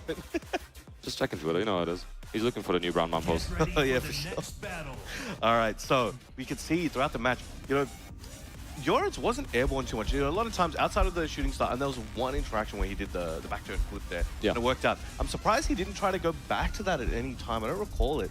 He kind of kept it a lot more compact, and I think there was a bigger priority on him knowing Rangchu is willing to throw and tends to throw out jabs or pokes intermittently, not nearly with the intention of hitting him, but just trying to keep him out. Right? So when he's airborne or something like that, it could get him loaded, couldn't cost him a round. That's something I was just thinking about, but we can see this was another round where Rangchu was just able to claw it back and rip it from Jorits' clutch. Yeah, and it's going to be interesting to see how yours continues in the bracket, because the matches are only going to get harder and harder as more stronger players get thrown into that losers bracket. But right now we have another player stepping up to the stage, and I'm sure you can hear the crowd behind us already popping off. Hexmark back on the stage as well. Had a bit of a rough run earlier, honestly. But he's here, and he's hopefully, for his sake, and for the crowd and the French nation's sake, he's back with a vengeance, perhaps. But this is a tall order against here, Chikarin. The winner of this will be going on to verse Stark. Yeah, so it kind of is unfortunate that both the remaining EU representatives are in the same path, but it is what it is. We updaten voortdurend onze apparaten en processen, maar vergeten daarbij vaak het belangrijkste, onszelf. Bij computraining is de kracht van IC door mensen te professionaliseren met onze trainingen. En met een steer, business of digitaal gebruiker, geeft je carrière een boost. Werk slimmer, niet harder. Zet data om in inzicht. Beheers tools als een expert. Bouw aan innovatieve oplossingen. Leid projecten met vertrouwen en resultaten. Update jezelf. A lot of those and making sure that they're getting as big numbers as possible. Lots of new players, lots of new blood. You know, players like Nea, players like Yuya. So it's a very competitive region with a lot of players that just want to get better and better and have a massive drive for that. Hopefully that helps in this case. And Hexmark is like, but you know, Chikarin, this guy's been around for ages. He is a former champion himself as well. And I'm sure he wants another one of those trophies. His house probably full, man. Oh yeah, 100%. All right, here we go. We have crazy Hexmark from France. The crowd's feeling it. They're loving it. They know what they want to see. But up against him is the legend incarnate, THY, Chikarin from Japan. And a big statement to start that out is like, don't touch me. Crazy call out on Star, just hard dog under the forward two, big punishment as well. Chikarin already getting started with a lot of damage at the board. Check with the jabs. Coming in, goes, oh, this is his magic 4 attempt. Nah, he's getting a little bit of a punish. And I think that 1+2 is going to come into play quite heavily in this matchup against Paul. You know, he got all the backsways, the deep dives, but that has good enough tracking and is fast enough to kind of punish Hexmark for many attempts on really half of his movements. And there we go, seeing him find its mark. 100%. And fast ups is always really, really good against Paul as well. You want to stop his pressure. All of his big buttons are the best buttons, right? So you want to beat him where he stucks at, the lower frames. Skimming there. Oh, didn't quite confirm. Good strike. Oh, trying to side swing blow and catch him moving. An amazing move there from Clive, and Chikarin using it quite well. Excellent punish there for Hexmark. Trying to get back on the board. Hammer of the gods, building up that momentum. Whoa, just facing in the deafness as well, beating up the low. Nice. Using the heat strings. Trying to punch a hole through his chest. Luckily, Chikarin wasn't there that time. Activates heat of his own as well. What's the follow-up? Going low, runs out of heat. Oh, maybe made that a little bit too obvious to Chikarin. No, the dash up to try to make sure that he can get a clean hit range. Chikarin was just ready for it, ready 2 rounds up. His face all instant ducking it while standing 3, but Chikarin maintaining the point and staying in control. Hexmark, amazing spacing, but gets caught afterwards. Nice, gotta be careful as well. Nice punish as well. Very delayed punish, but still working out. It's fast enough. Forward 2 does wonders. Nice. Talking about wonders, he just spoke into existence. Excellent combo. You get a high splat there. Down for 1 into Death Fist. This is looking like a hex mark round. But Chikrin patiently waiting. Hits that 1+2 we were talking about. Dashing in, both of them going in like a Dragon Ball fight or something. Excellent grab break. Look at it. Nice 1+2s. He's still alive. Just checking with down forward 1. And the block on the low. 3 rounds straight down for Chikrin. Hexmark, you know, recognize, look, he's struggling to get in. Chikrin is thinking about so well. That 1+2 coming in, clutch, dreams, and opportunities that Chikrin is just a couple beats ahead on the timing sometimes, and he's just catching Hexmark ahead. And we see Dr. Fire staying up to the stage to provide some coaching as well. Yeah, he provided coaching throughout the weekend as well to a lot of the French players.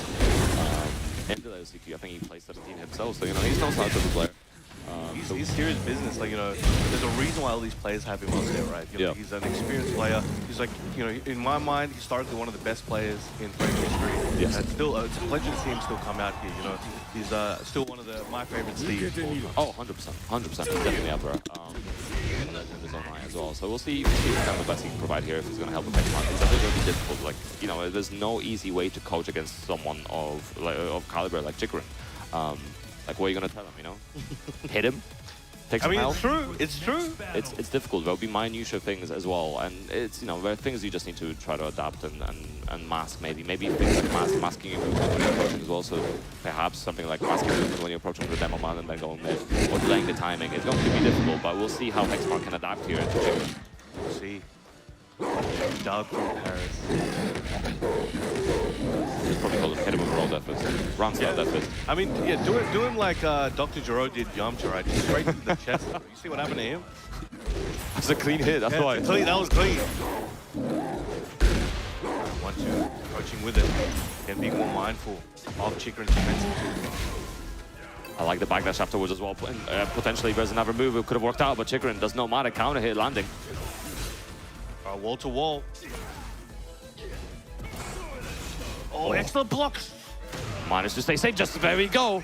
Through the chest. We'll try to send him up, but Chikrin ready for it. The flames are out.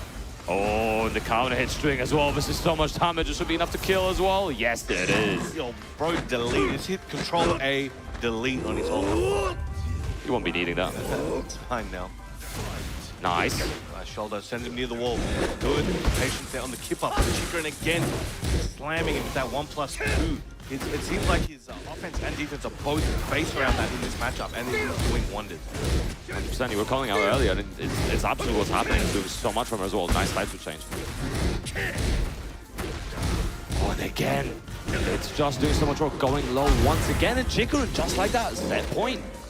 Hitting hard and fast. Hexmark needs to make something huge happen now. Good Definitely possible. We've seen him take down some of the world's best, most notably defeating Arslan Ash at UFA last year. That was a pleasure to watch. But here, he needs to make something happen. Again, he's a bit nervous at the moment, but he can get the max punish still in the game. As long as he gets something, it matters. Yeah, Chikrin as well. He's low, doing so much damage. He's keeping the pressure. Oh, empty stun pressure. Still alive, needs something. 1+2, and that's going to be enough to kill. Spikes him down with that sword, and Chikrin just keeping perfect control of the matchup. Playing Clive like a disgrace control card that he is. But there we go, Chikrin taking it out. And a very strong showing, a very clean victory. But can we make some noise for Crazy Hexmark? He's definitely a fan favorite, much loved, and this will not be the last time we see him on a stage like this for sure. He has got France on his back, and they mean business. It was a pleasure to watch him and his poll inspiring, I'm sure. But Chikrin will be the man moving forward one step closer to perhaps regaining that TWT title. Yeah, it's going to be very interesting. I think he's definitely got the potential, right? I mean, he's got the age, he's got the experience. It's when you play the game for this long and you've seen so many different iterations of it, whether it's Tekken 7, whether it's Tekken 8, whether it's Tekken prior to that, you're definitely going to have that pedigree, and especially the calmness and the sort of the nerves of steel that you need in a competition like this, because obviously you're on a stage, you can hear the crowd, where lights all over you. It's a whole another level. It's impossible to describe. Even when we were standing on the stage earlier helping with rehearsals, it's like there's a whole another feeling on that stage. It was pretty cool being a winner, you know. Yeah, I gotta talk to production about it. Why did they make you the win? Why did I get first? I mean, hey, you know, real recognize real, you know what I'm saying? Listen, look, basically hey, came second at that man. rehearsal, so he's probably feeling the worst, you know? Yeah, true. Oh, you there? Second is always the worst place to be. Yeah, I get you. All right, well, here we go. We're looking at some of the beats we saw throughout this set. Again, that 1+2 pivotal Chikarin's victory. You know exactly when to place it and poetically finish the set with their amazing performance from both and X-Mark well loved. I'm sure he's not going to be able to make it out of the venue without signing 50 autographs. 100%. But we're going to be going into another game of this round one. The last one remaining, Riot versus Breadman. Both of them super capable players. We were seeing some, we were seeing the Pokemon from Riot, which is to be fair, I don't know, I just want to see the Jin, man. Like, however much I hate Jin, I think Riot's Jin is extremely aggressive, is extremely tight. He's got finding control. 100% from Breadman, you know. That Leroy was looking good as well.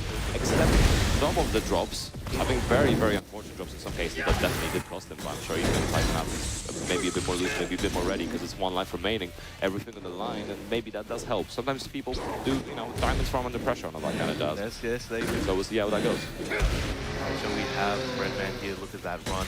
You know, first place, his dojo runs, you know, he's got 250 points total. They're getting dojo points in Korea. And he was at a previous TWT, had a medium performance, but here we go.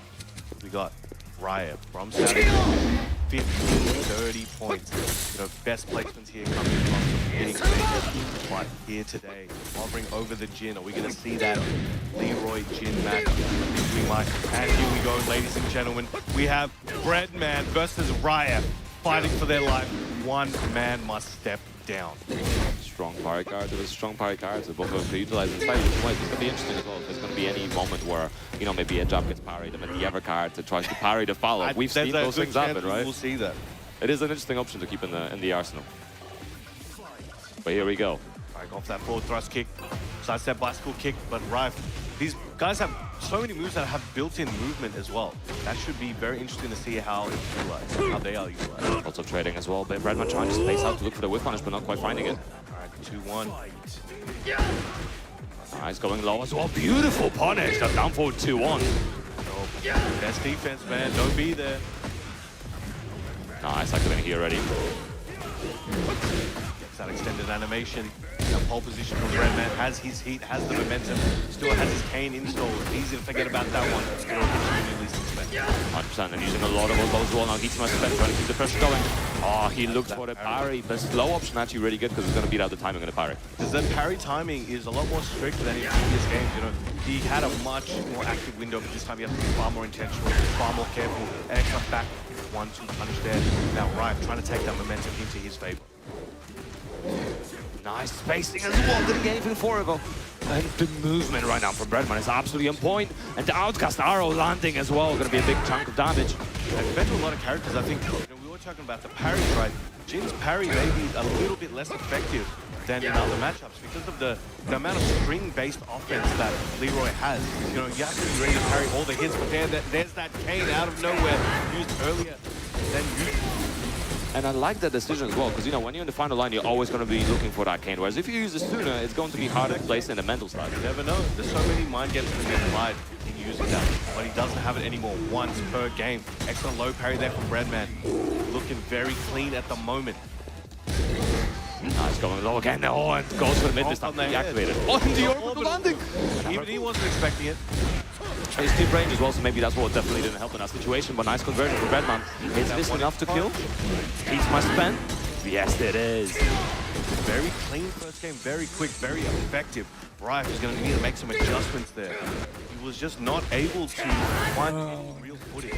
Breadman was using Leroy's offense just as best as he could, and it was so effective. He wasn't really going for lows too much either. He was just catching him with the timing on the mids. And now we see Yoritz up here coaching Riot as a favor in return.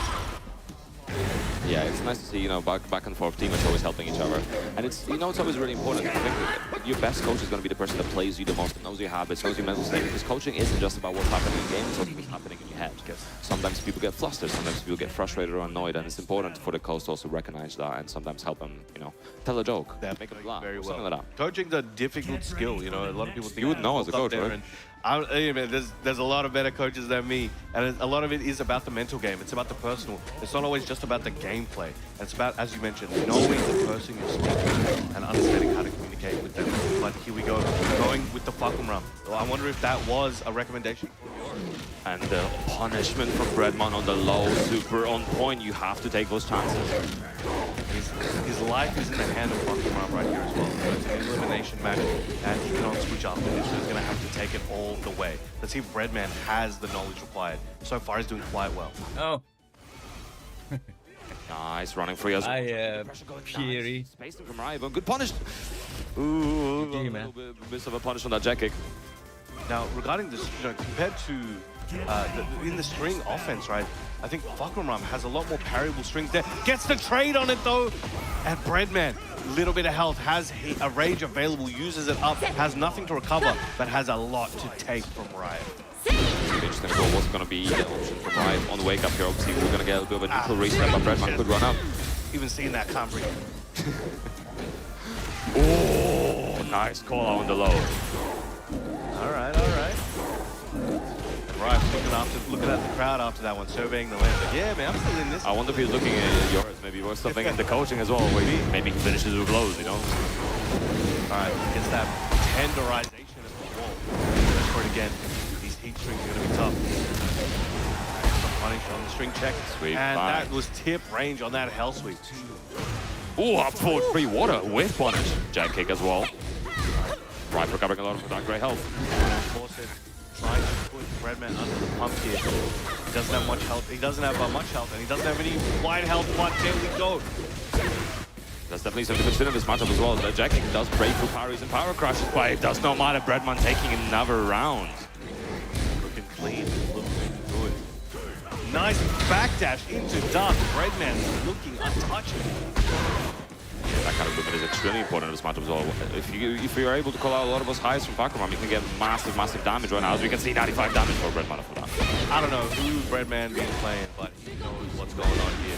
There's so many strong players in Korea, and I'm sure a lot of play Falcon Run, but he's definitely got the knowledge he needs to make a very difficult ride, but gets the flat. He should be able to break the wall if he wants to, but couldn't get the last hit in. Yeah, perhaps there's too many hits as well. Breadman's still alive. Trying to keep the pressure. Again, he's recovering a chunk of health. Didn't come into the second hit, still going. Nice punish. Oh, good awareness from Riot. He wanted to end it there, knew what the risks were, took it. Riot was able to salvage it, but Riot now 2 rounds to 1. If he can take this round, he can take this down to the wire. Spacing as well, about even on life. Nice punish from the low once again. Has that lead. Wall in play. The combo here. Nice timing there from Breadman, coming in with the punches with a flurry. Yeah, both very much known for his keep options right now. Riot going low. It is looking good for him as well. He recovered from Breadman. Still alive. Hit, trust that one. Look at the tracking, man. 2. Okay, Breadman showing signs of life. Recovering health slowly. These hits will stack up, bring him some health. Maybe chip Riot down, but the delay, timing. Down forward, snap kick to the leg. Riot staying alive, but has to stick with the flow. Those one-hit situations versus Falcon Run were so scary. Versus other characters, like, you have to be quite close to get hit by a low, right? So you maybe trying to space out those down forward ones and back at a distance to try to deal. But versus Falcon Run, his legs are so long, right? Down forward, down free, all those options can just reach you from so far away. And his mids can also reach you, so you're always in that danger zone. And he's really good at just using that danger and pulling him to that deep water, making him have to think twice, think 3 times, and by the time, again, you've lost so much of your health. And now, Riot, just laying it all down. He's throwing out this offense. It's very risky, but Breadman has the health deficit, but as I say that, activating heat, trying to bring it back. He's been using all those sides of 3+4 to start out this pressure, and it's been working out quite well for Breadman. Oh, just lets it, chain punches again, just let them rip. Oh, Nice. and jumps over that toe kick. Redman taking Lydia's fun, yeah. Everyone's played as used. I still remember his four scenes win with Lydia. It was disgusting, man. He makes sure he gets that out of the way quite a lot. We'll see what happens in season 3, right? That's another thing Rife has to think And about. they hopefully they rebalance the characters. a bit. Punish once again. And again, he's playing at that distance where he can just about block those lows, and hopefully most of the mids that Rife is likely to put out are not going to hit him. That sends him flying. Running shoulder tackle. Again, sidestep bicycle kick, doing wonders. He still has that heat. Tried to go for that Tsubaki. I'm sure he wanted to use the heat to make it safe, but now that is gone. Rife chopping away at the legs. If a man can't stand, he can't fight. But Breadman bringing out the cane and bringing...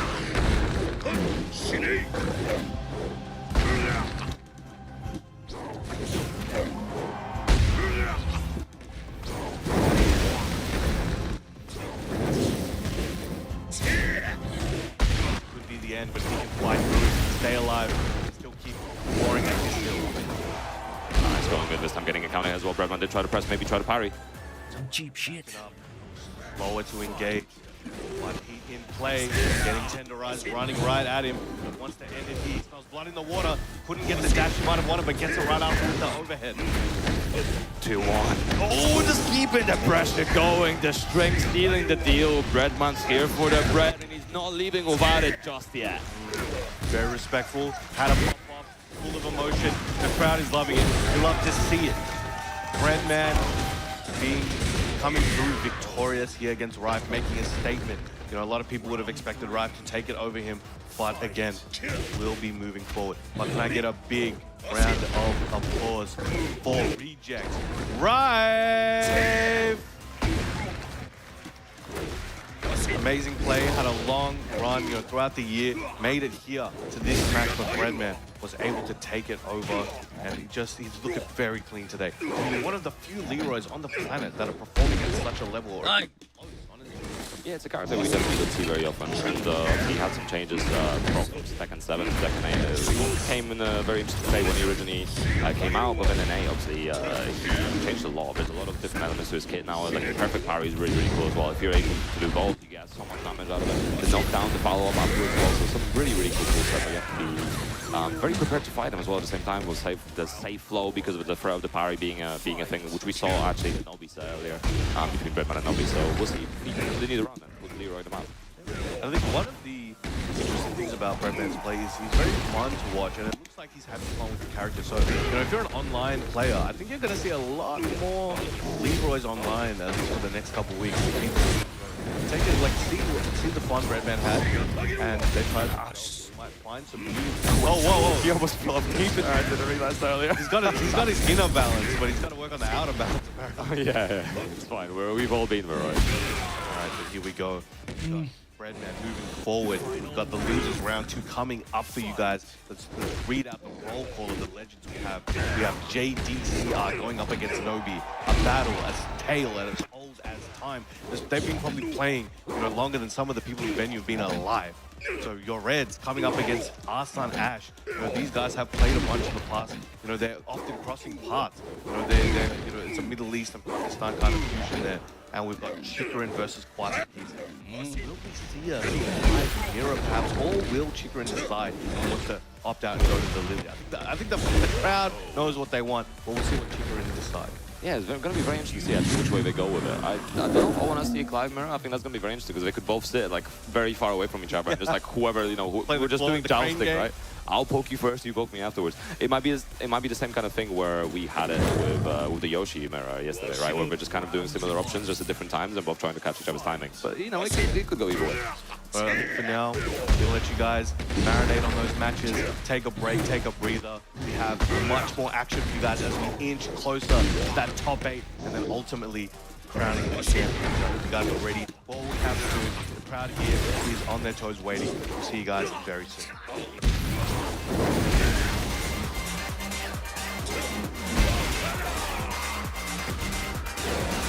Round 2. Fight.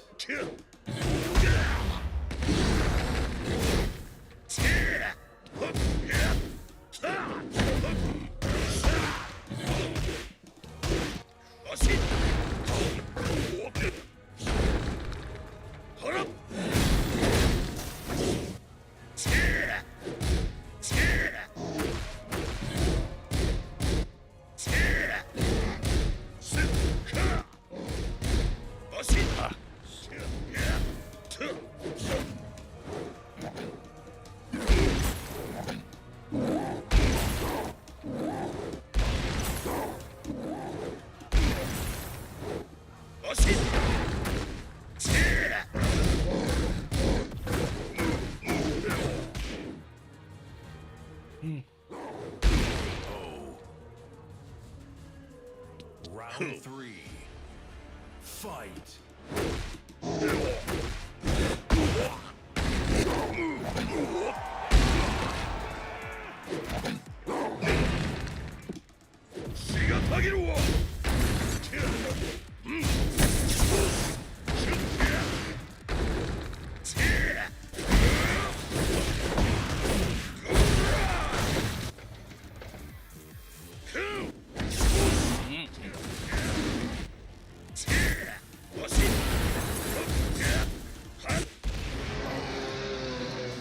I wanted to try something. Fight.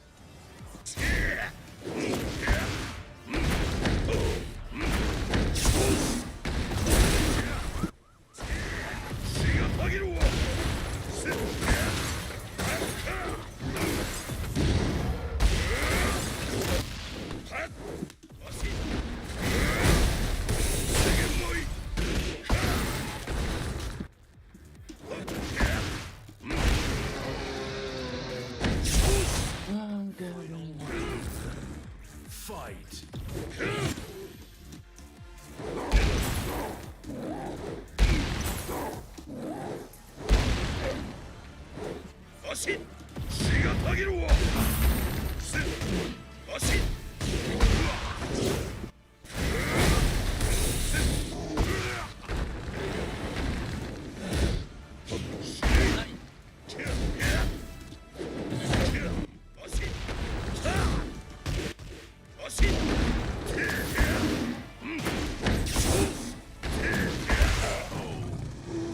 Good choice.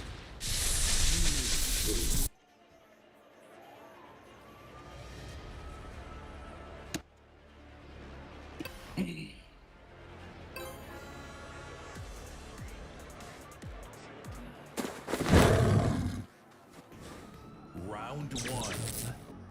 Fight.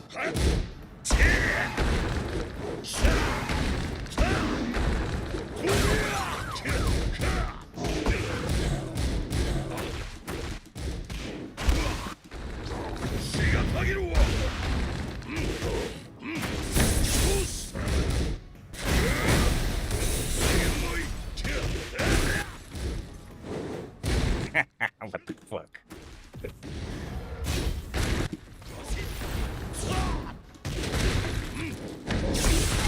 Come on. Get up. Fuck.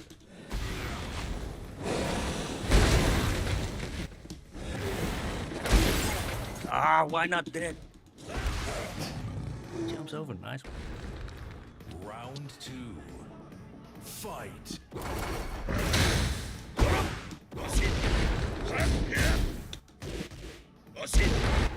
Ah, come on. Same shit.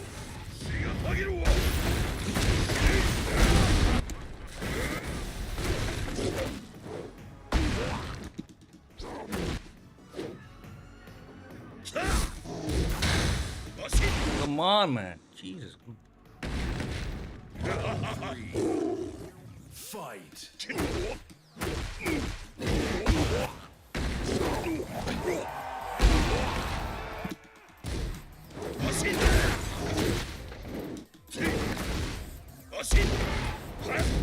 So fucking annoying.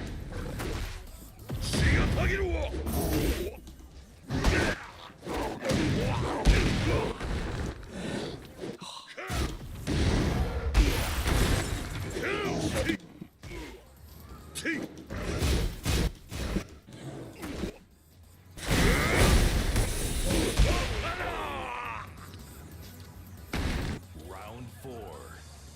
Fight.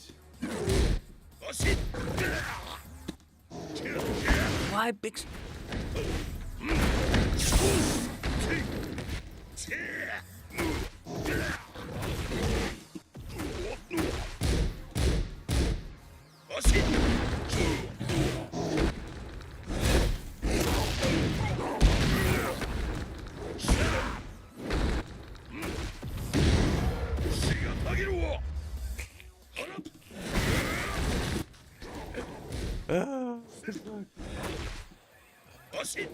Just die. No, go away. Final round. fight.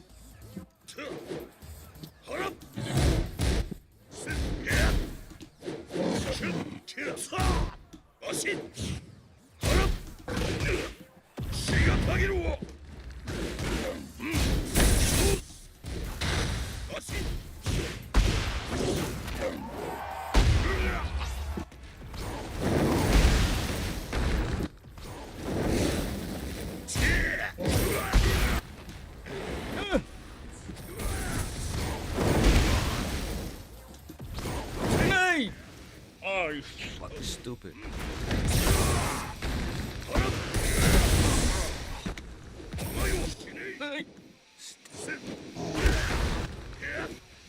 Okay.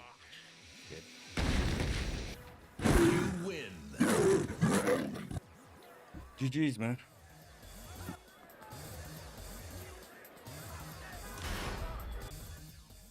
Get ready for the next battle.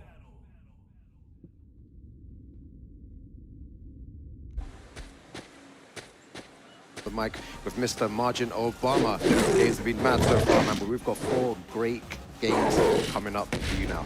Yeah, we're making our way through the losers bracket now. We've already seen some players go by the wayside here in the top 20. Rukang, I'm surprised to see you up this morning after you lost your mind yesterday. That LCQ. Well, you can tell my voice already, man. It was that case game match that took me on the board, man. Oh, so, man. yeah, it was crazy games. Crazy day of Tekken, though. We're but making today, our way, of course, to the top 16. You mentioned it. Like you said, we've already seen so many crazy matches through the week, and it does not stop here today. But coming up next, take a look at who we got on stage, man. Yo, we have JDCR versus Nobi here in losers round 2. One of these guys will be going home. It's unfortunate to say, though.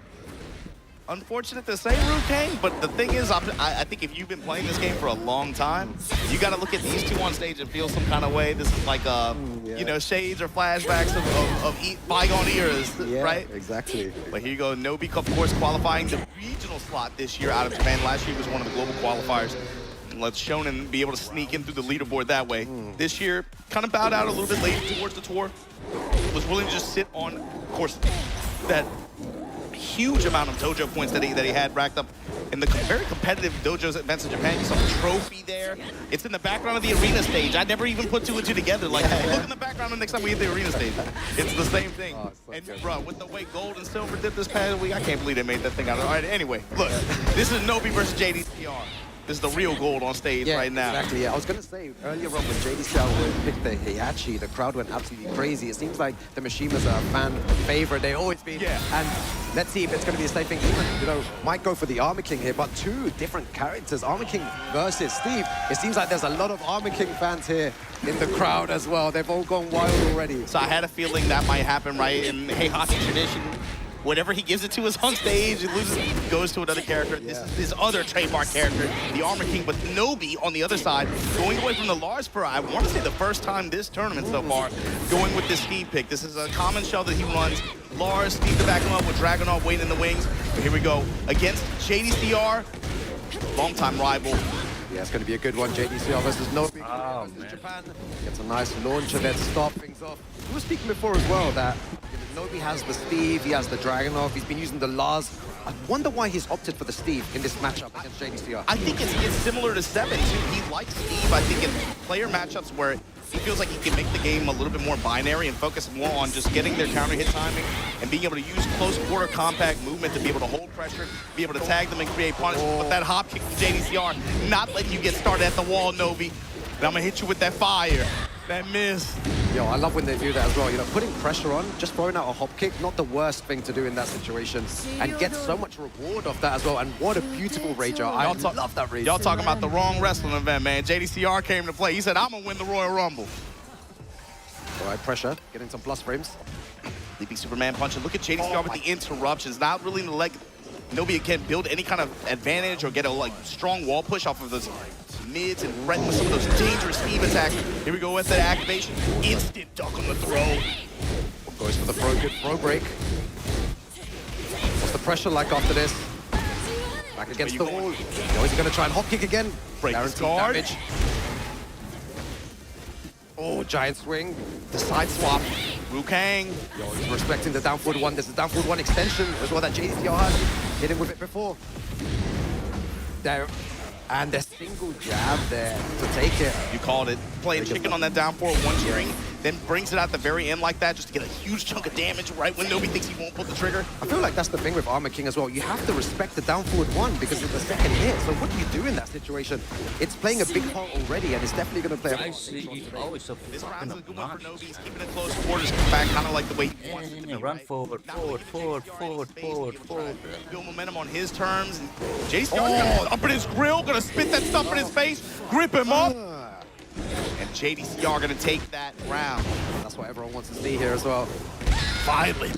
Everyone clapping for that as well. That's what they want. Yeah. Lowe's adding up here. Gets the engager. JDCR pressing. Gets the load across the armor. Jab. Down for one float. Stomp him out and break this floor. So good. Gonna go downstairs here. What's the combo like? JDCR messes it up by the wall. Beautiful way to get out of that. I like JDCR, though, not trying to overextend there. Just dash to pursue. Knew Nobi was going to roll off like that.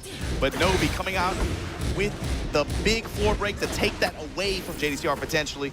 Trying to even up the rounds here. Still in heat. Yo, that was sick. Spit that miss.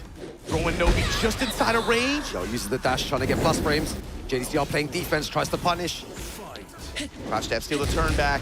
Great duck from Nobi. Yo. The mid strikes. Yo, 10 seconds remaining. The knee. Still. The ceiling for JDCR. Just throw out the fucking punch. Right now. Nobi needs to wake up. What is he gonna do? Maybe the character switch? It's like, what were some key takeaways there? I feel like there's some tools that you typically see from this kind of matchup that aren't even really coming into play. JDCR just keeping it close quarters, keeping it come back, and just making really, really good steps here and there. Good block punishment, and he's applying his pressure and not really he's denying Nobi a lot of any kind of momentum or pressure like that.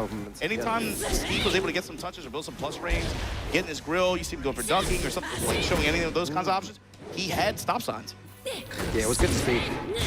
I wonder what adaptation he's going to make here going into our next round. Also, he was able to stay off the wall. That ball situation only really came into play one time. He was able to navigate off of it pretty well. Yeah, and going back for the Lars here, that's what's been working this whole weekend. Even against Atif, man, he had a great set. Oh, that was great to work. And that's somebody who's been a bracket demon for Nobi. Yo, both of them going for those lows already. Lows, but Nobi letting one or two punish opportunities go. Yo, and that's important for Lars just because it can create that one moment of momentum swing. Yeah, Crouch jabs, armor through it. Rukang. Back against the wall. Goes for the mix, gets him out. Yo, he smashed into mix. Man, the way that Nobi uses that low. JDCR fighting back, goes for the low. And the back one to take it there. Trade in his favor, yeah.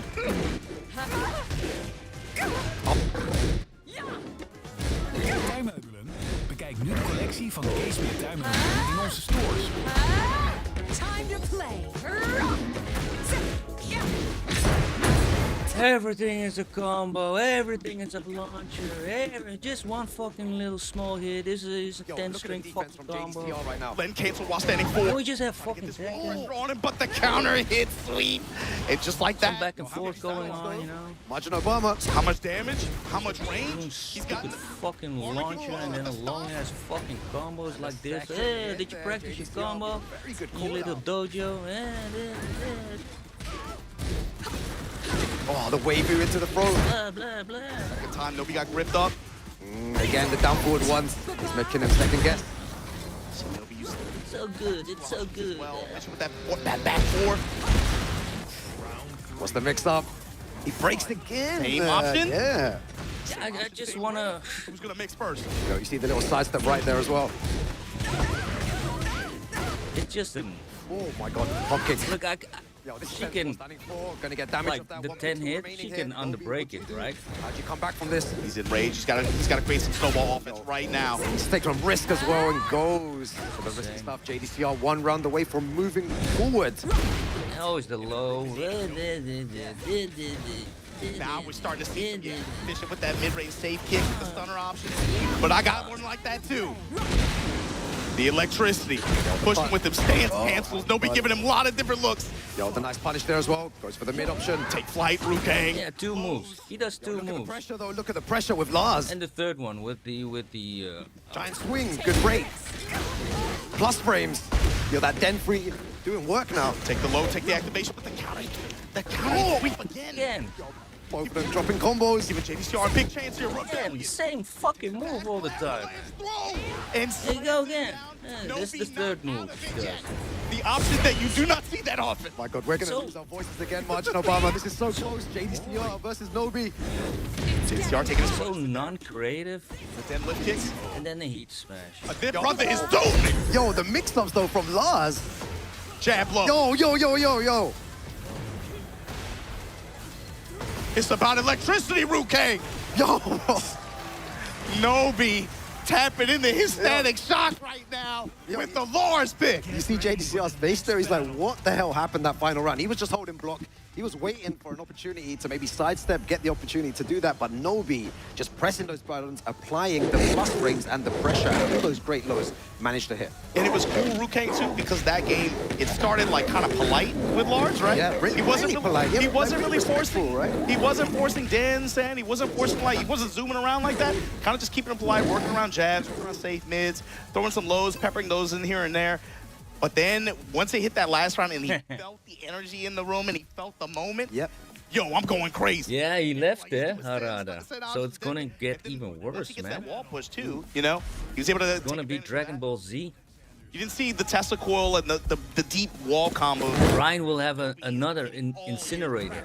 It's gonna be a 10-hit turbo string with power crush properties. JDCR was able to neutralize that kind of scenario at least to great effect there. But on this stage now, this yo, what?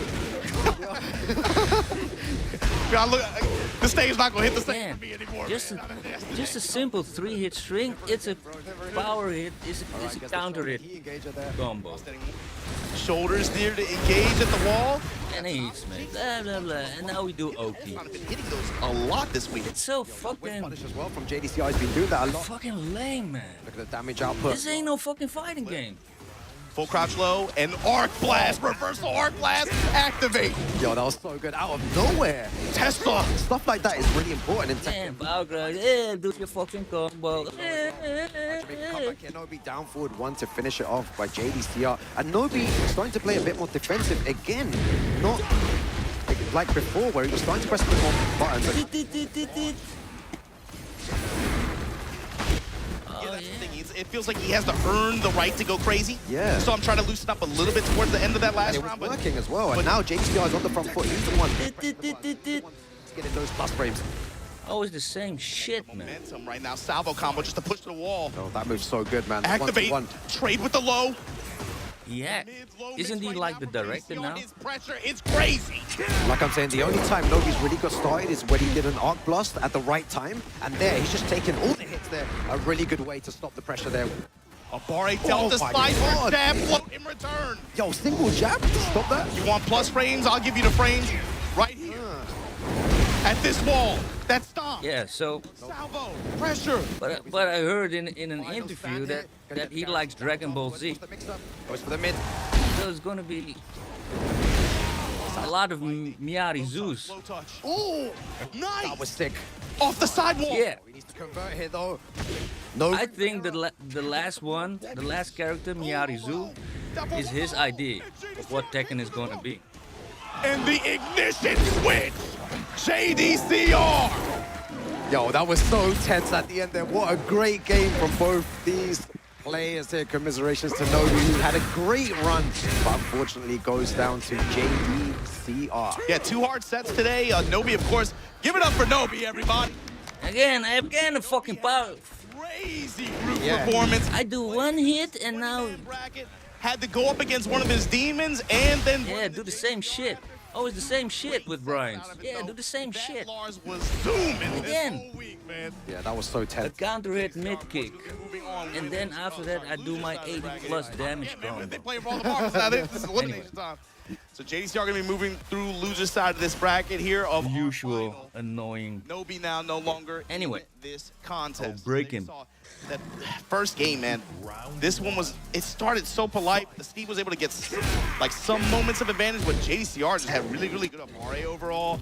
And then punishment came into play. He wasn't really he just came out and just denied Nobi a lot of momentum. Yeah, he did. It was good to see as well. And JDCR just playing so solid. I feel like the aggression from JDCR was really working. He wasn't defending as much. It seemed like Nobi was always on the back foot. Yeah. Just trying to find a way in to JDCR's pressure. You can see there on many occasions. That was a great game, though. A super good game. And he wasn't afraid to throw those hop kicks. Anytime that Nobi tried to get some type of pressure, he was like, oh, hop kick. It doesn't work, who cares? Minus 13, whatever. This ender was crazy. The avalanche throw option. That was good. Start with the lightning. And this is the part where you said he was starting to loosen up. He was starting to play a lot faster. And it worked in his favor. And then went back to very defensive against the Dragunov in this game. Yeah, it's like he has to create like that moment of hesitation or caution for him to like really activate his scramble sense. And I think that's when he plays his best, man. Ah, you see that? Yeah, he knows what that would get away. It's so painful when you go out like that. It's like, no. They saw JDCR going to be moving on to losers round 3, right before our top 8 starts. But next, Arslan Ash, the Emperor of Tekken, and Melee. Chickering. Yeah, let's play the same way everybody else plays. I ain't got no fucking personality. Might have had Penn to go a little, you know, way further in winner's side of the bracket. Arslan Ash. Oh, to the wall. First 3 days of competition. And then now it's Oki. Oh, yeah. Such a fucking fun fighting game. Over Arslan to drop him in the loose side of the bracket here. Oh no. Against your Reds, who has played. Now the fight actually fucking begins. Awesome performance in the regional now stage. it's Oki. Man, let's see if he can follow it up with a deep losers run to do something. To go over Arslan Ash. Your Reds, are you ready? Yeah, then this is the thing with how the bracket's gone. So many strong players. It doesn't matter where you are. You're going to face monsters at all points because it is the Tekken World Tour Finals here. The final 20 players where only one person will be taking away that trophy and the title of the King of Iron Fist. But Yored. But I have no hopes, man, that they will make it fun this game. Yo, Yored's, you know, I'll say it here. He is the best Ling player in the world, hands down. This guy posts a video every single week of stuff that no Ling player has ever seen before. And we're just there like, you know, what's that? What was that? What is this? Just so many different setups, so many insane combo videos. He is such a great player. So, you know, big shouts to all the Ling players out there. This is the guy we all look up to, man. We all look up to this guy. We all want to be like him. We all want to play on the big stage. We want to do the tricks like him. But it's really difficult. And the combo of Armor King is too long.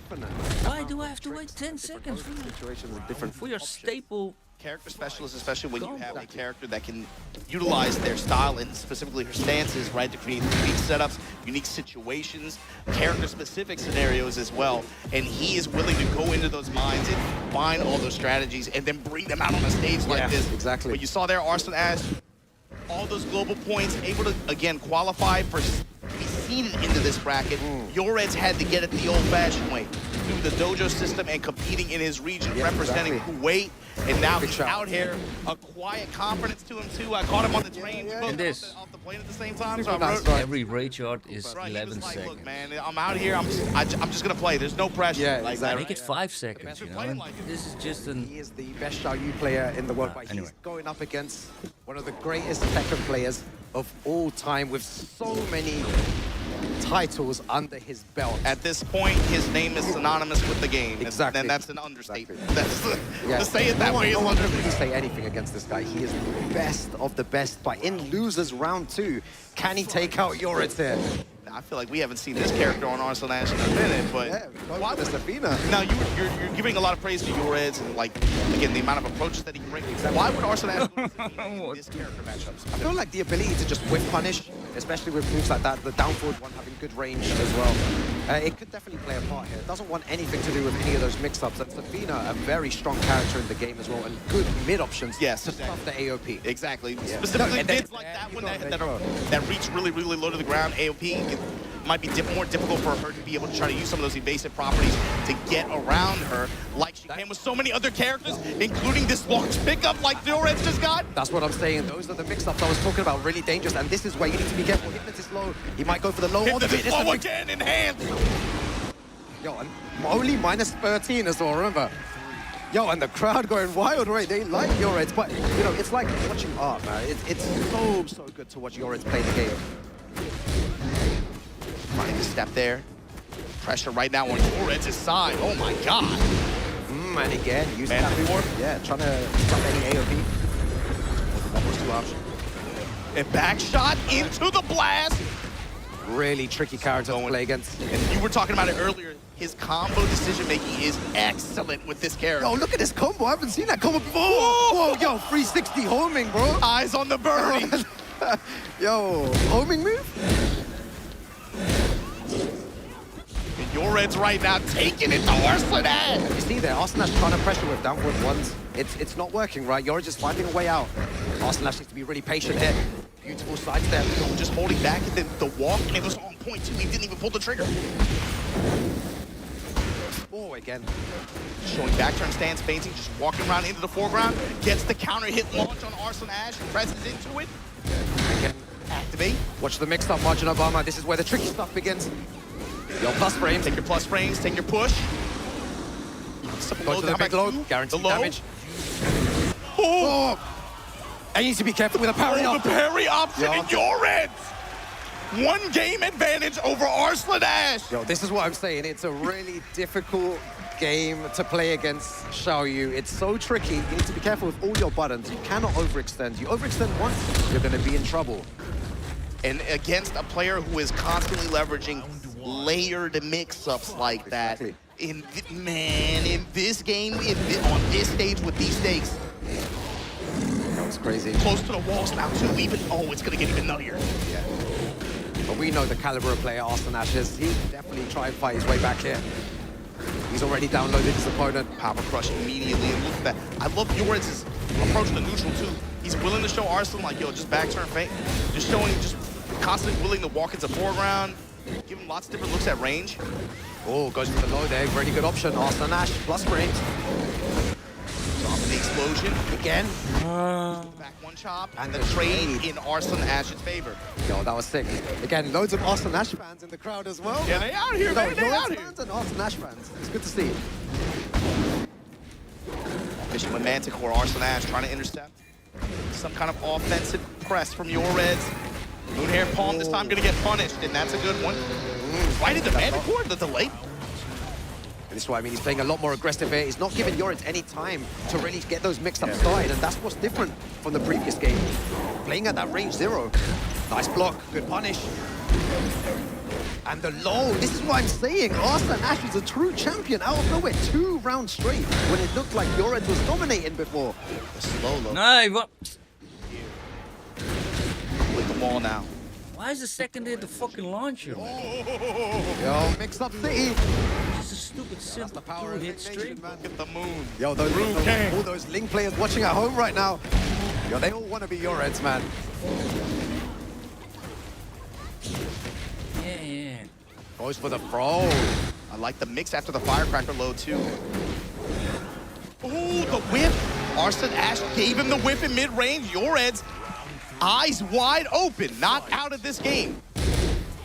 Always trying to bait him. He wants him to come in. You can see that he's looking for any stumble whip and counter hit launcher there while standing 2. That's something he's been good about today this week too. Is changing of his timing on the while standing 2 with the charges. Yo, the mix-up. Margin Obama, this is scary. Yo, he smashed what's the mix afterwards as well. Doesn't opt to do anything there. Roll out. Rukang. Third hit. The third hit rock. Double low. Sliding on him. No step yet from Yoreds. Oh, needs to be careful. Look at the range that they're playing at as well. Goes to the low. Beautiful stuff from Arslan Ash. Chunks of damage. Arslan Ash still with heat to work with as well. Oh my God. Uppercut. Yo, if he takes this round, that was insane. And he's got it. Beautiful stuff to Arslan Ash. You know why that was so good? Is because Yoreds hasn't used that back turn launch yet, right? And it's one of those moves very similar to like Feng's shoulder where people don't are not ready for it, and they don't punish it maybe the first time or the second time. And it's so fast as well. And that one time, Arslan Ash was so ready and then launches him for him, and he gets the round. That's the difference between like being good at the game and then being exactly the best Tekken player in the world. Exactly. Even though that option had, I don't think Yoretz had even used it in the set so far. No. He's never used it. No.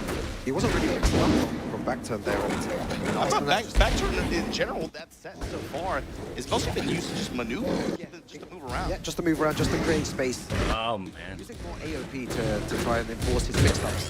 But a really, really good game we're witnessing here. Another classic, for sure.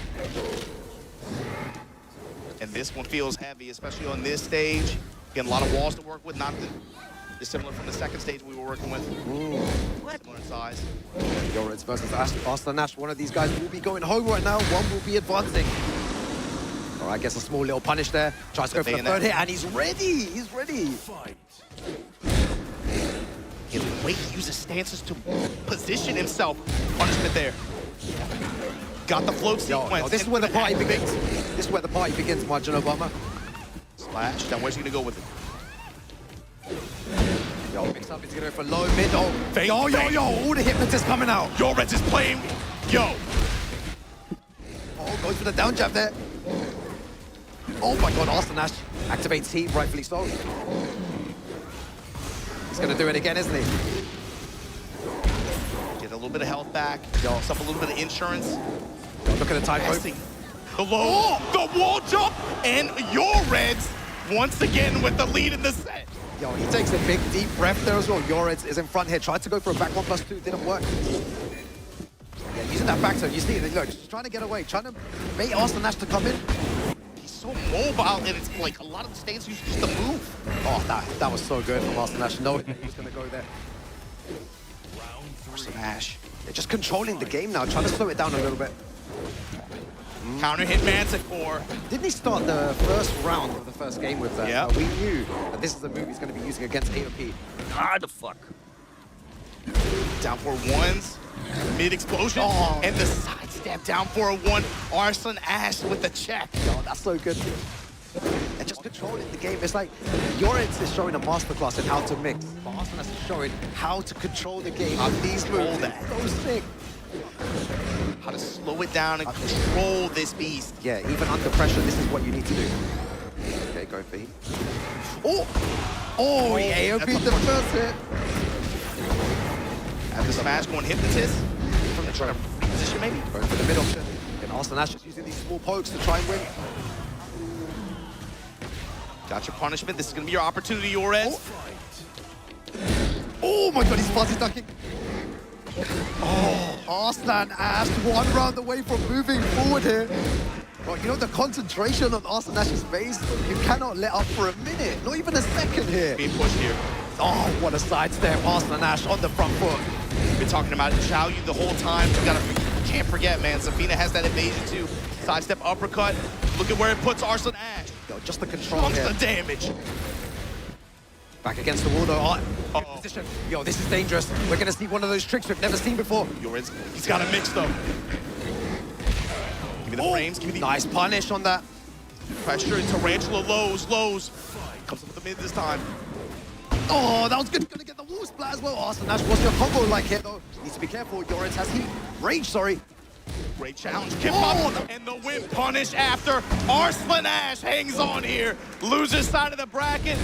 But wow, what a set in a master class in Xiao Yu play, man. Exactly. That was great.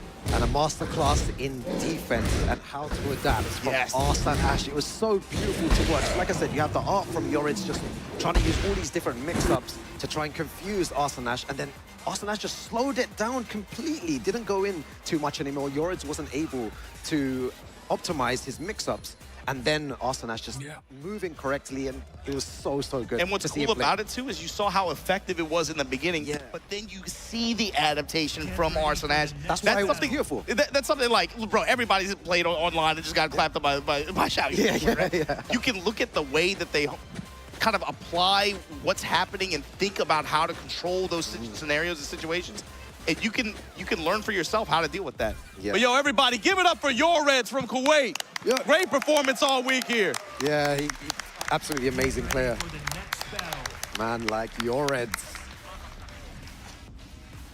He played a hell of a tournament this week.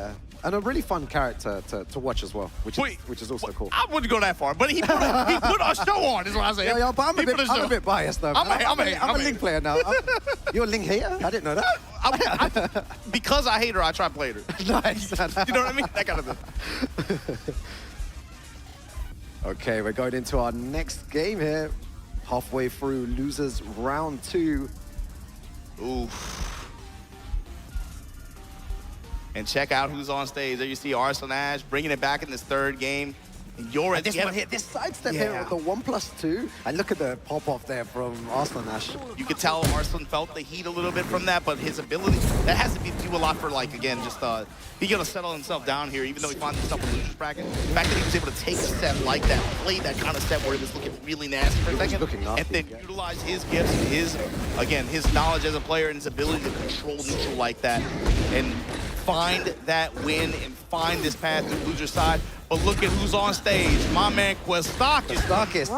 Yeah. What a performance he has had so far this week.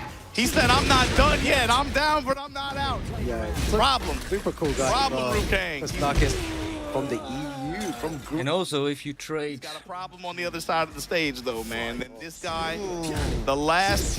If you trade hits, then the one that has a counter hit from Japan in its string, it shouldn't apply, you know.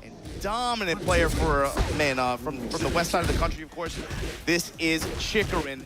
At this point in loser side of the bracket, playing to try to make it back to Dodge. He's gonna have to go through Questakis, and I have a feeling. Oh, what are we gonna see? Oh no! Don't say it, man! Don't say it, please. No. I like Final Fantasy as much as the next guy. It's a blind pick. Oh, they called for blind. Let's go confirmation here. Interesting. Okay, opting for the Lily. He chose out of the. Yeah, I'm a Lily fan now, man. I just didn't want to. What if we see Lily versus Lars? Bro, that's crazy. Oh no! It's gonna lock in. Wait, it was a blind pick anyway. It was blind. Yeah. So Chikarin opts for the Lily instead of the mirror. Yeah, they don't want the mirror match. But we're gonna get one. Yeah, Chikarin, one of those players, you know, that when speaking to loads of people around, he was a contender to win the Tekken World Tour Finals this year because everyone's seen how scary he is as a player, and when he locks in, he looks borderline unstoppable in this game sometimes. Yeah, I mean, the hard part is when he gets to like those Evo stages and you have to run through Arslan Ash and Heartbreak should not be in Williams this game. sisters on different players, right? That's where it can get really tough for him. But here at this stage, opting for this Lily pick against Questakis, trying to, again, just make the top 8 at this point, make it back to the big boy bracket. And you see him kind of just simplifying the game, utilizing Lily's movement and this pressure, the return off of like just jab strings. Very good. Real compact, just utilizing his movement and defensive habit reads as a player. Yeah, big launches. Oh, you've been telling me, man. We see the same cycle here when he's in heat. We're gonna see the 1+2. No. We're gonna test the graphics processor, and then you are definitely gonna take some chip damage. This brother turns up. Lows the throws, this time break it. Heat no longer an option for Questakis. Gave that up. Goes to low though from Chikarin. Very good low from Chikarin there. Big risk, but managed to pay off. Oh, we were talking about that before as well. That low. Down one to put him in the crouch. Yeah. He just goes for the low swipe to cut the ankles. Then finds, that's how Questakis even got to the tournament. His uppercut placement has been on point when it needs to be. So good. Oh, goes for the big low there. Nice timing. And no doubt Chikarin has been watching and has observed. Questakis likes to go to that down back 4 sweep option off the wall a lot. And Chikarin made it pay for it just now. Possibly scouted that out. Yo! Previous set! Whoa! What was that? Cameraman got mixed. Beautiful sidestep on the 1+2 as well. Against the... Yeah, for 1+2 and the pickup. Tornado at the wall. Questakis trying to cut him. Oh, the down one. That could be block punishment. Back against the wall though. What do you do, Questakis? Flipping, gets clapped. Right into the rage art, and Chikarin able to steal that round back. Yeah, stuff by Chikarin. Just good combo awareness and options at the wall. Yeah, he's really shutting all the options down, but Chikarin a Clive main himself as well, so he'll really know how to defend exactly. That's why you see him. He's like, he knows kind of what mix-ups to look for in some of these situations. And Questakis has not shown him a lot of Phoenix shift options at all. He's kind of just trying to play with him, outpoke him a little bit. Chikarin is going to be wise to a lot of these kind of situations. Using that full crouch low to try and get him to duck. Gonna get a huge launcher here again. It seems like it's always in Kostakis' favor, and then afterwards... Tekken used to be one button, one move, you know? Not these turbo buttons where you do 10 moves, man. That's like a half a 10 hit fucking combo, man. Just one button. Autopilot. In the mid-range, just take the low. Maybe you can use AI to fucking move your character, man. Low's not from Chickerman. Right into the steel pedal, and here we go. Counter hit, big damage.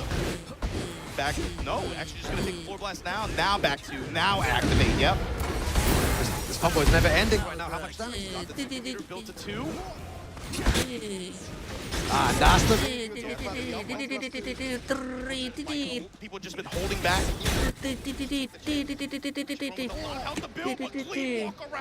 Bro, the sidestep there, so good from Chikrin into the Matterhorn. The Lily Classics and the activation. The magic wall, go stomp on him on the way out. Back in open stage. And the clean conversion with the guarantee. Now, if you had to move like 10 times the punch button, then I would be like, okay, cool move, man. But this is just... Kostakis needs to find a way to adapt to it, but it's really difficult to adapt to someone else who uses the character at such a high level. But this is the problem, is like, so he's been running Clive, he could go to Lars. Yeah. Chikrin's playing against Nobi Lars all year too, right? So what do you do? It's gonna be dependent, basically, he's gonna have to just play and use some decision making that is gonna really keep Chikrin. Power Crush, that is a launcher, sure. Man.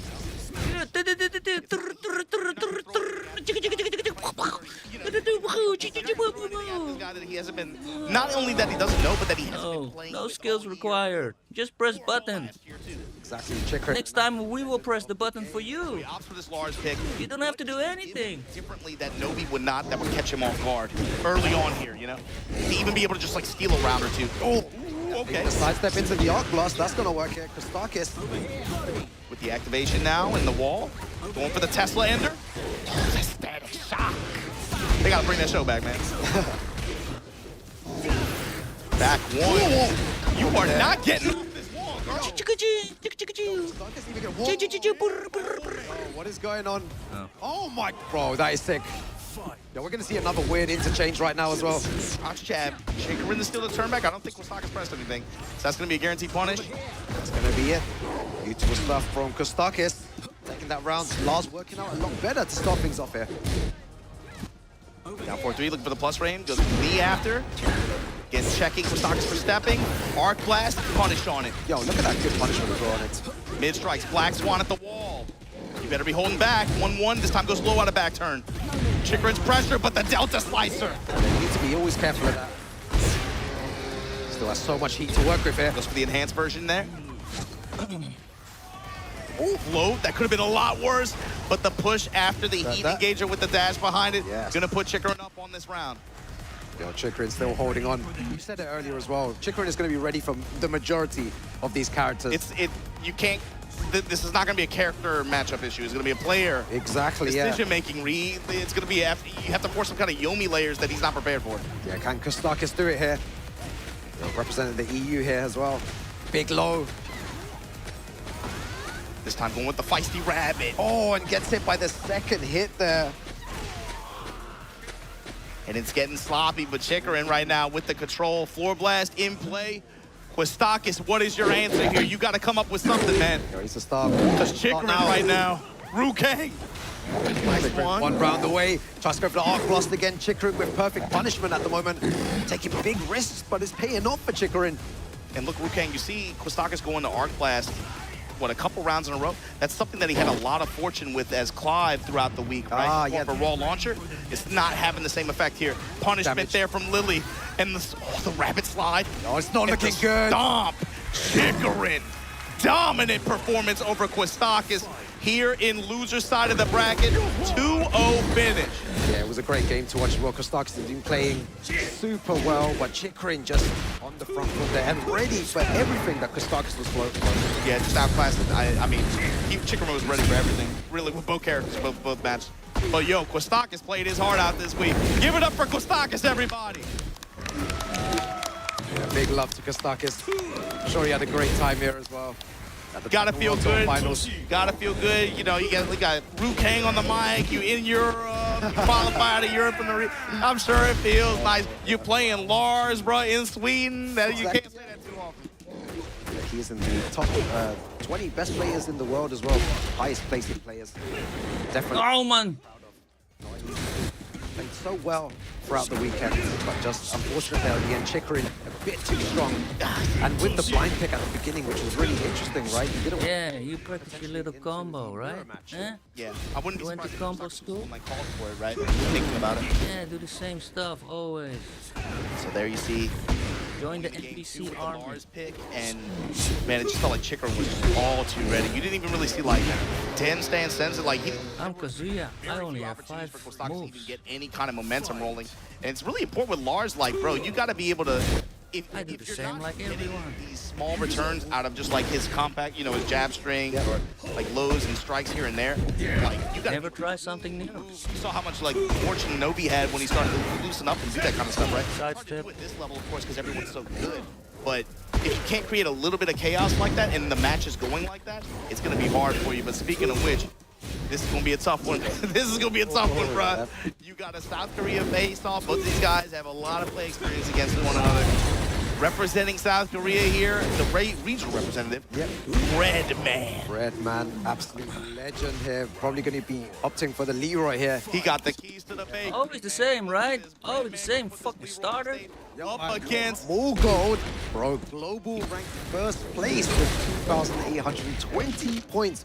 But I've already done more moves than you in the whole fucking tour. rounds too quiet for his life. Yeah, oh, here you come, This seems like an issue with Mogul too, is like in these kinds of tournaments where people are looking at him like, bro, he's been so consistent. Exactly. He'll sometimes kind of fade into the background on the big stages, you know, like there are already more moves in my fucking grab string, the man. ends of the brackets, right? Like the EWCs or the finals, etc. Okay.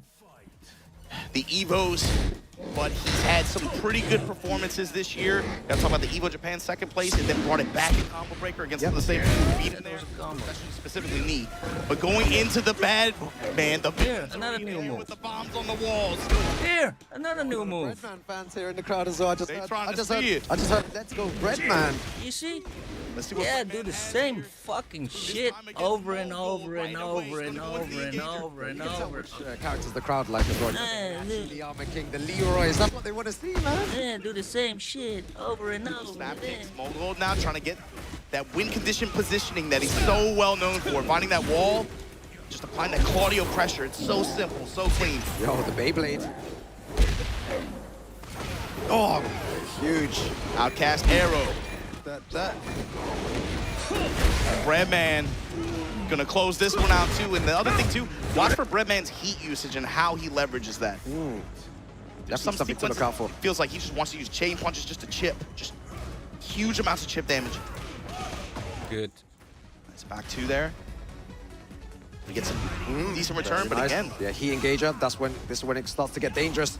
going into that leap strike engager again. That's how he found it the first round as well. Yo, double down jab from Mogoldo. Yo, was Redman brought the low cane out early on here in the second round.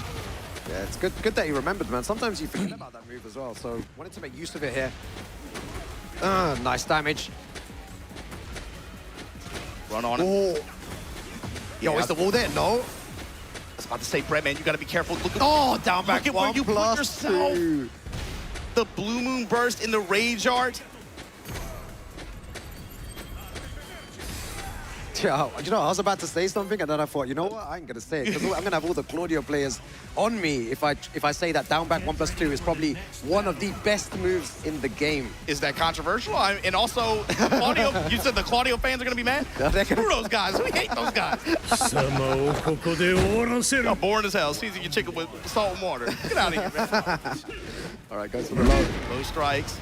Fishing again with those mid strikes with his back to the wall. And Redman, you got to think about how he threw away that last round. He just went position. Went for that one situation where it put his back to the wall. You opened up for that comeback from Mogul. You got to stay off the walls against this guy.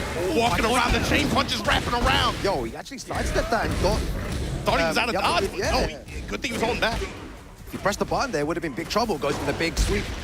Launch punishable. Fighting Dragons. Punish here with the chain punches. Yo. Punishment on point from Breadman there, one round away. Breadman to take shaking this it off. Ooh, got the float sequence. Rukang, you know where you're going.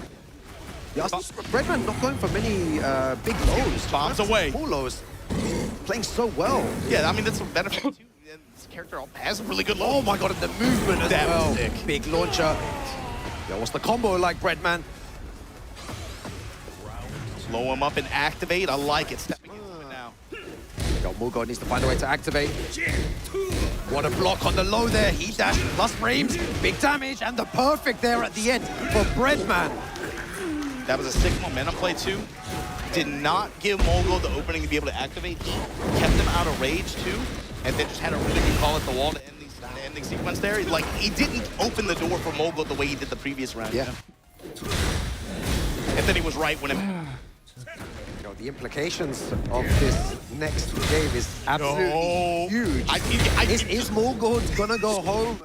As soon as you said it, it computed in my mind. I was like, oh my god, the #1 seed is right now I'm in danger. In big trouble here, Marginal Bomber. Here we go, tremor punches.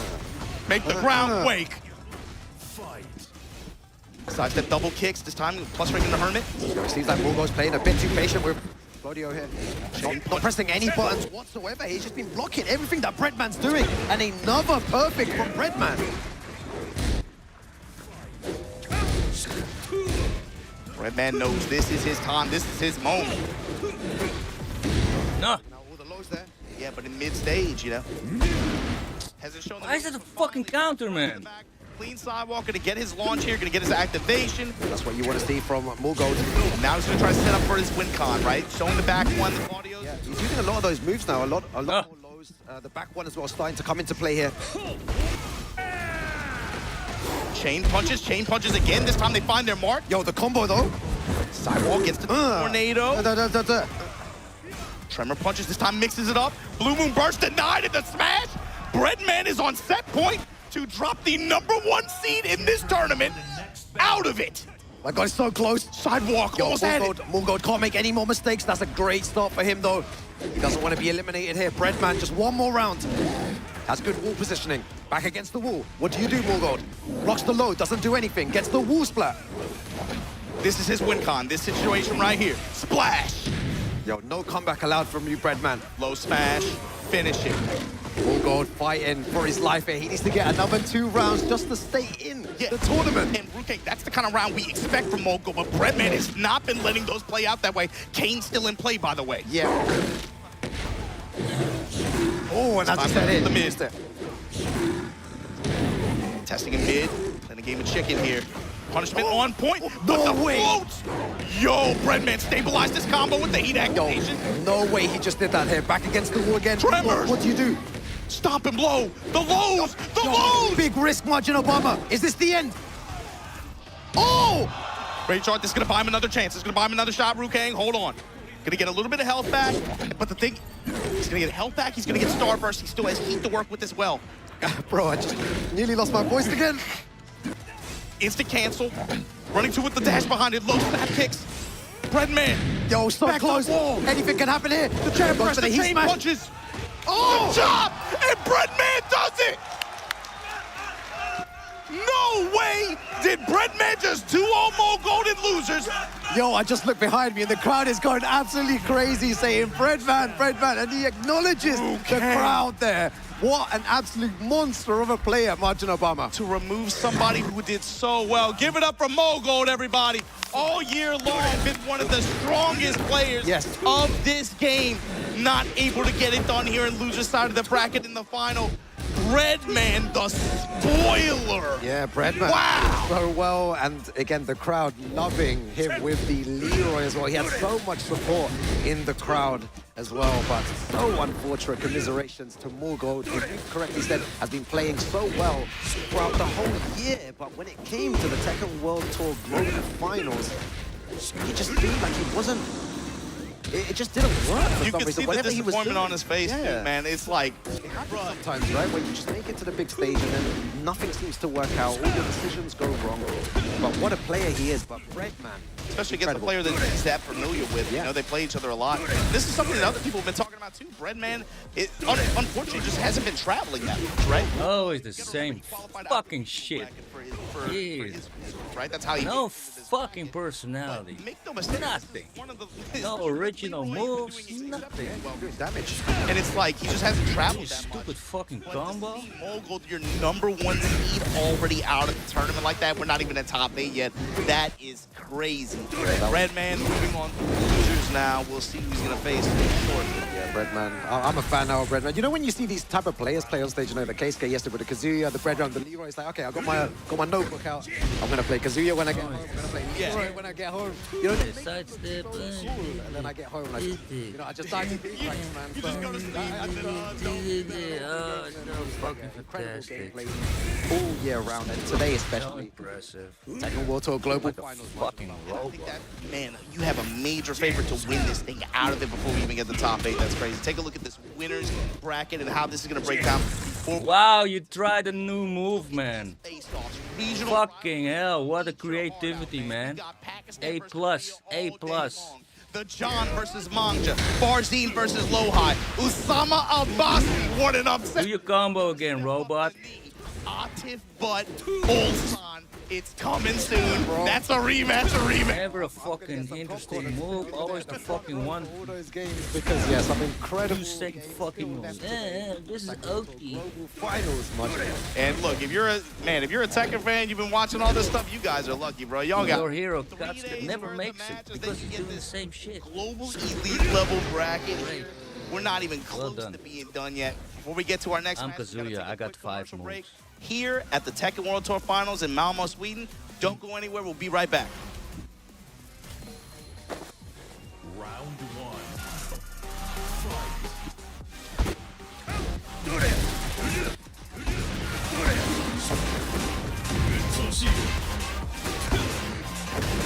You're a fucking robot, man. Jesus. Nothing. Never try. Oh, waifu. Yeah, do the same shit. Do it. You can also play against a fucking computer, you know.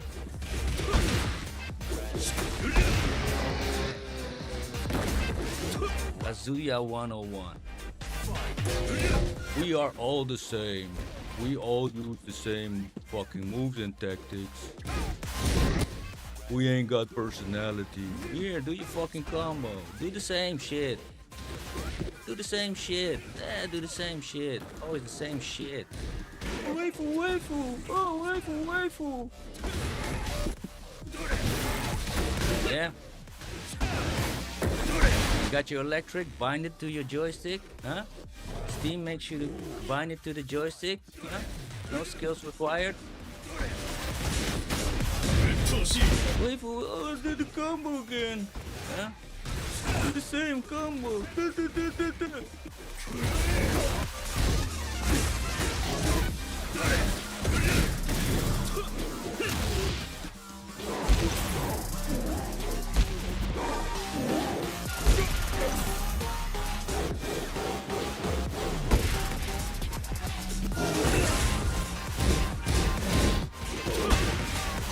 You're such a good blocker.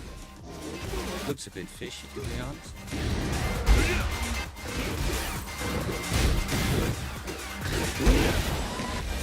You got auto duck on? Oh, combo? No combo. Well played. Join the other 1 million NPCs that play the same way.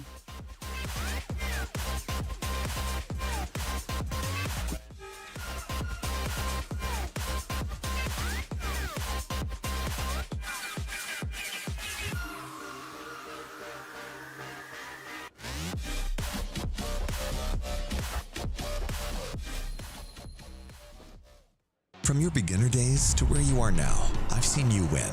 I've seen you lose. And I've always been here, right in front, lighting it all up. We were together when you first discovered gaming. That feeling, the discoveries, the friendships. You never shied away from me. You've cried. You've tilted. Your bursts of joy. You've discovered fame. You felt everything, fully. I've seen you become you. We've always been together on your gaming journey. It's the best, it's the favorite rivalry of most of the players Knee versus Arslan, I think. Yeah, it's for me, it's the Knee versus Arslan, yeah. I think Arslan versus Knee is the best rivalry in Tekken history. I think Arslan and Knee is like the #1 history in Tekken scene. My favorite. Rivalry? I think so. I think Knee versus Aslanesh. Very difficult. I think it's Aslanesh. Yeah, because EWC beat him 2 times. 한국에서 가장 잘하는 선수와 파키스탄에서 가장 잘하는 선수끼리 붙기 때문에 저는 그 라이벌 구도를 굉장히 마음에 들어합니다.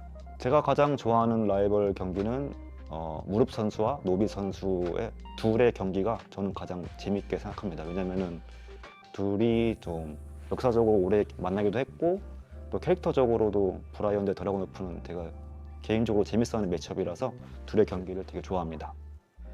지금 가장 라이벌 구도라고 하긴 잘 모르겠는데 작년을 기준으로 보자면은 물골드 선수와 디프 선수 뭔가 이제 불꽃이 붙을 것 같은 그런 느낌이 들어서 예. That's a hard one. I know everyone's gonna say Arslan versus Knee, because that's like the classic. Everyone is just, that's been going on since what, 2018, 2019, and that's just been happening, from Tekken 7 till now. I would say my favorite would be probably JDCR versus Knee. I think during Tag 2, the turning point of Tag 2 and Tekken 7, people are kind of asking questions like, oh, who really is the best between the two?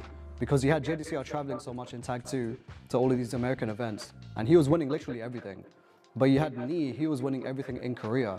So it was kind of like, oh, who is actually the best between the two? Because, JDCR, he's shown he's undisputed internationally, but can he still compete against JDCR? So I think that rivalry between those two, that's probably my favorite in terms of Tekken FGC. Unironically, Arslan and Knee. Knee and Arslan. I think it's the most common, but Arslan versus Knee is my favorite, so far. A lot of people are gonna say it's Arslan versus Knee, but I think for me it's Knee versus JDCR because it's what got me into the game and hyped me up to play more tournaments and play the game actually. I say you probably get this one a lot, but definitely Arslan and Knee because they play each other all the time. They kind of exchange a lot on Twitter as well, so it's definitely a storyline there.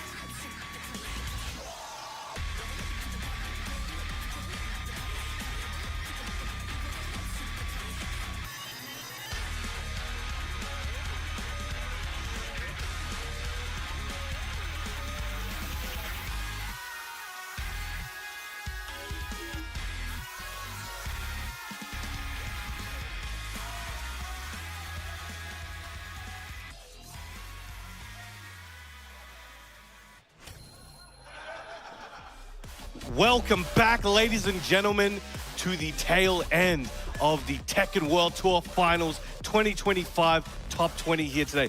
We have whittled our way down to the 4 top 8 qualifying matches on the winner's side.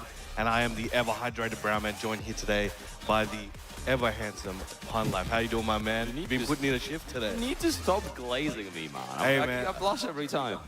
Got a glazer man live on camera. It's crazy. So, I am excited to see the matches we have up next. Absolutely momentous matchups that we have. And there is a pattern. There's a recurring pattern throughout those matches as well, which you guys at home might pick up on. But we have crazy action. But first, we have Mangja stepping up against the John. What can you tell us about Mangja? I think honestly, Mangja's one of those players that is a little bit underrated. Goes under the radar sometimes, especially when compared to some of the other Korean players. I think he's been around for a long time. Used to go by Maogu as well, so that's something to keep in know. A Nameless King as well. The Nameless King as well. Big Dark Souls fan. We found out the other day. He's had some really good performances. I think he's getting stronger and stronger, but often like kind of ending up in some of the lower positions. Maybe not quite first, second, third, not quite the podium finishes, but still ending up in pretty good positions. Now I think he's a tall order because the John's kind of been running with things, right? It's going to be a tough one. I think Mangja's playstyle, the way he looks for counter hits, the way he plays around the nunchucks as well, and throws slides into the mix as well, is going to be ideal. I think he's probably one of the best lows in the world right now. You know, I want to say Gosain is up for it, but I think Mangja kind of edged it out a lot of the time. So we'll see if it's enough to take out the John. The crowd is ramping up for this top 16 winners quarterfinal. Everything's on the line here. Who is going to make top 8? Mangja versus the John. Let's get it going. Yeah, we're still in first to 2 territory as well, so not that much room for adaptation. You have to be quick on it. And the John pulled out a shift and a half yesterday and still going strong here. Massive call out, nice. Gets the full combo as well, Blue Sparks. Junkyard into heat. 93 damage and still has so much heat to spare. Trying to grab him with that giant swing, get him at the wall, but no dice. The John in a bit of trouble. So much white health to recover. Nice in the chucks as well. The Dragon Hammer to seal it. Very good start and massive callouts already. You want to start running your game as fast as possible and start destroying the John's plan. Force him to adapt. All right, now knock him away. Check on the down forward one. Full string coming in. Again, chopping at those ankles. It's so important as well. You got to start stacking for lows, force John to start ducking so you can start utilizing those mid threats. Excellent whip punish on the slide attempt. That Jaguar's been saving lives. And now John getting the running mix at the wall. Spring kicks right into him and slamming him down. So much damage as well from the interaction. Heat spent. John's still trying to run it. Nice movement around. Doesn't get anything from front of the wall. But look at the great health on Mangja's side. All right, excellent punish on the power crush. Breaking that grab. King players can break grabs. The legends say different though. Allegedly, yeah. Nice confirm. Just needs a couple more hits here, maybe like a little check. There we go. The jab stringing up, and Mangja really starting to run with it right now. He is definitely feeling himself. He's got that confidence. And you know, even there are options where the John is taking some health from Mangja, you know, getting the better side of the situation. But Mangja's not letting that phase him, and it's working out for him very well. Nice counter hit confirm as well from Mangja starting up the offense. Nice string recovering fast enough to be able to deal with getting some counter hits in there.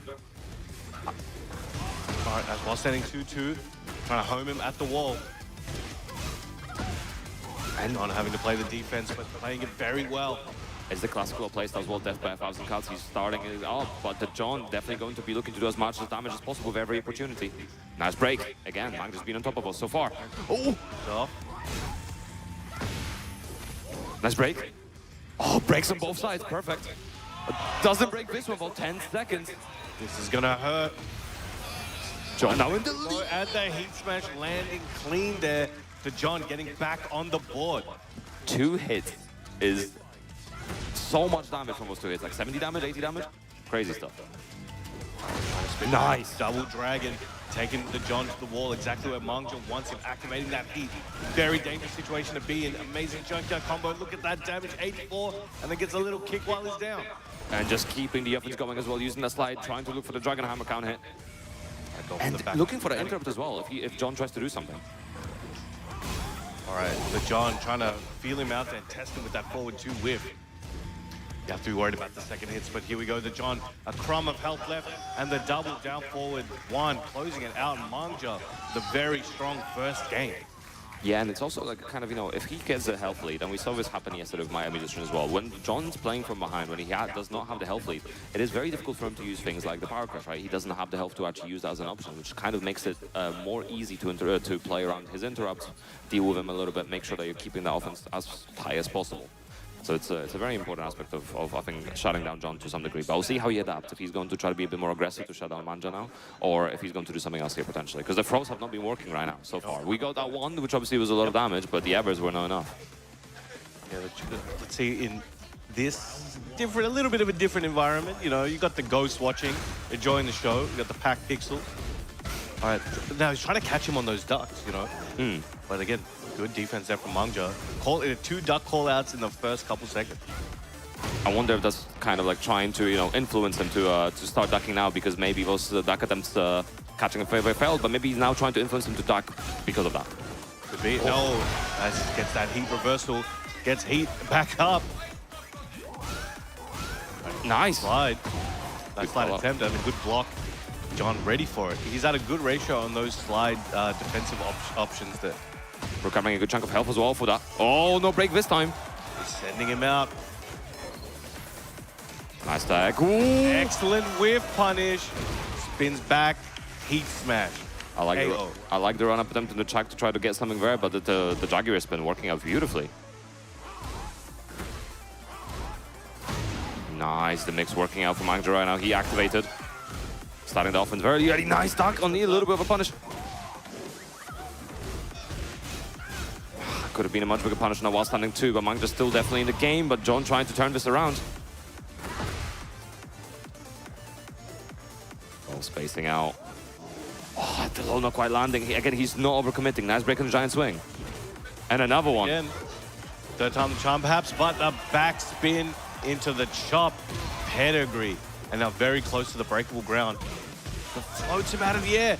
Mangja about to take a whole grip of damage and will have an amazing wall position to take advantage of. Keith might spend. John still recovering health as well. Nice tag. Doesn't get even. Charging it. Gets the combo as well. He's making new combo routes on the fly right in front of our eyes. Yeah, that's an incredible adaptation on the fly. And John already 2 rounds up in this round. Nice counter hit. Mangja trying to get back in. Against getting that heat very early on. Going for the slide. Not blocked this time. All right, he's letting it all fly. It all seems to be working out. Nice interrupt there from the John, not caring about the hammer of the gods. Oh. Confirming it once again. Was the spike down? Oh, goes for burst. Okay, he activated. I like the realign as well. Oh, key potential. Uh-oh. Surfboard. Oh, you can hear that crunch too. And the giant swing. Might be able to clip the wall. And there it is. Saved it to his favorites. Doesn't want to forget that moment. Even a dangle still getting the ult. That is crazy as well. And that's such a big chunk of damage. It makes such a big difference in those rounds, right? But now what a turnaround. A complete 180. Mangja now potentially on the back foot. We've got the John with a dominant second game. Looking very good. Looking very confident. A lot of what he tried in the first game that wasn't working, you would have thought he would have put it in the bin. But rather, he made some slight adjustments and brought it back.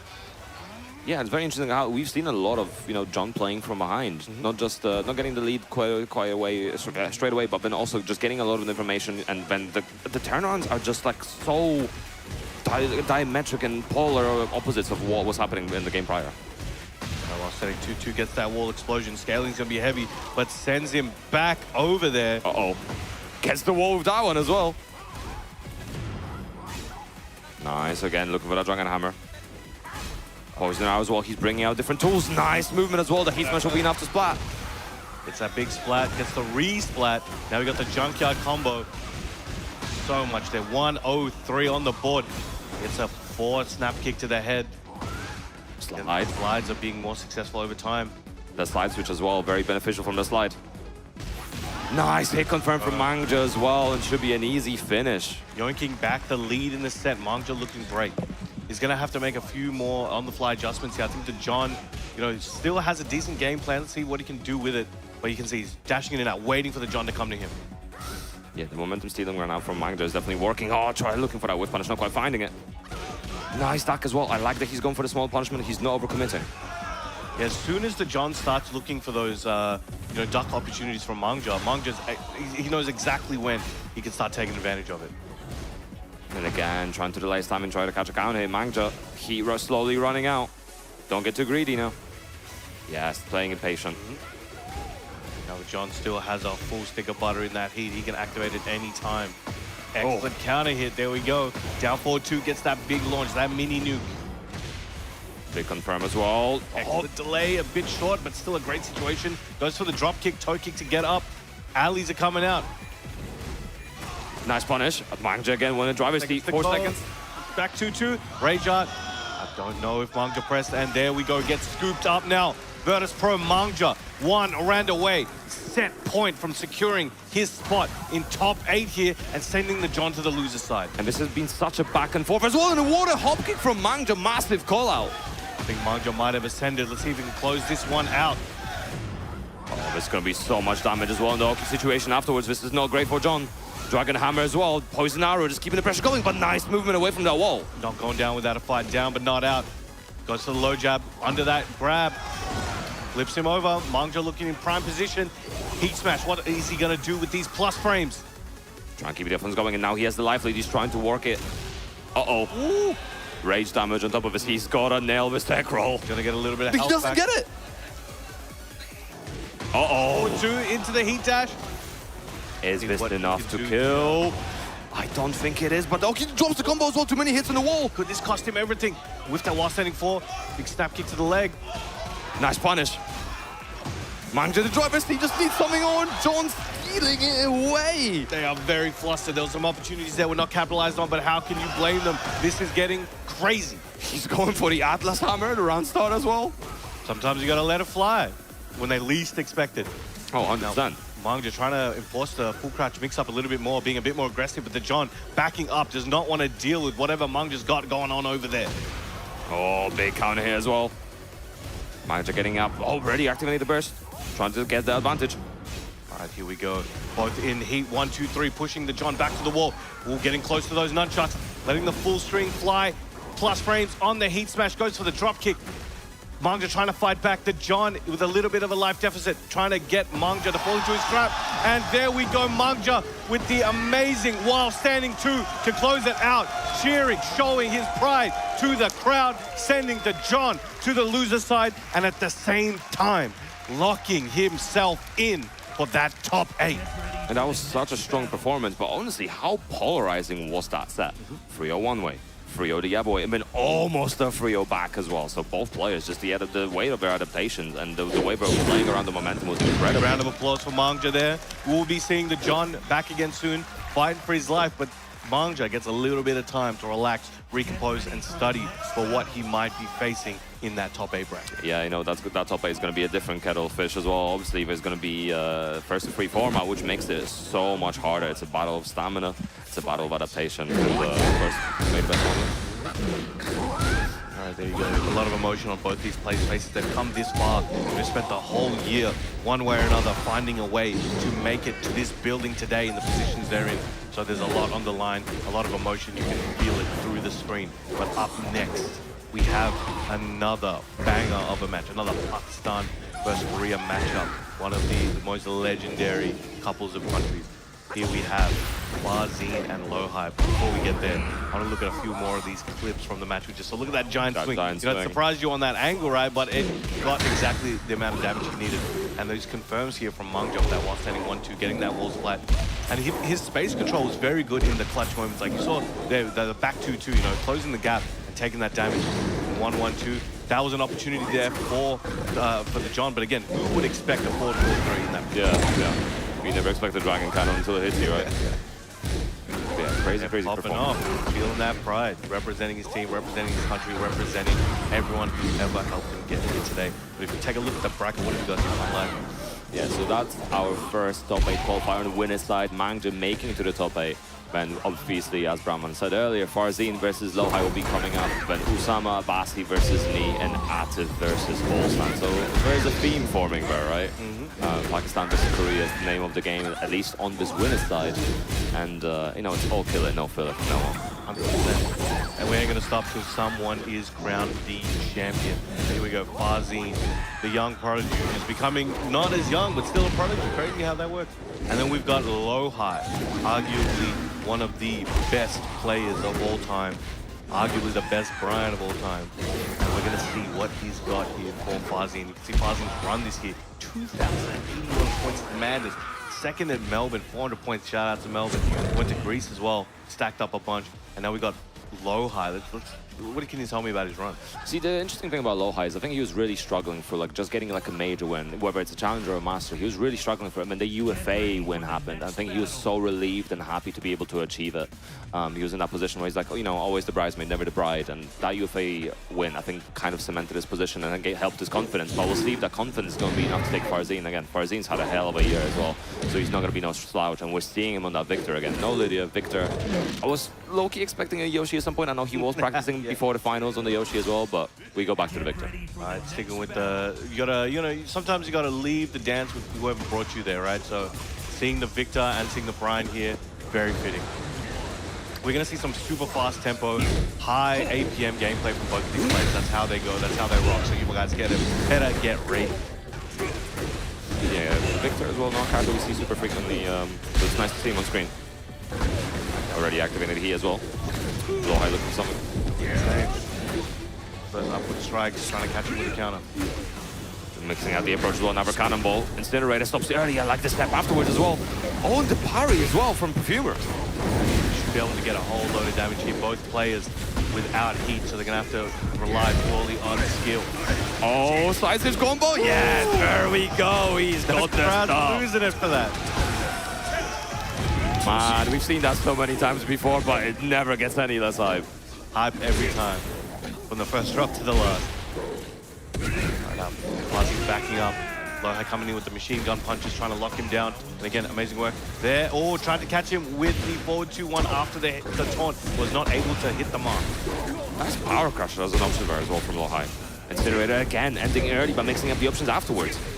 All right, catch him with the homing. Guaranteed follow-up. Loha in a little bit of trouble. Fazine slowly chipping away at his health.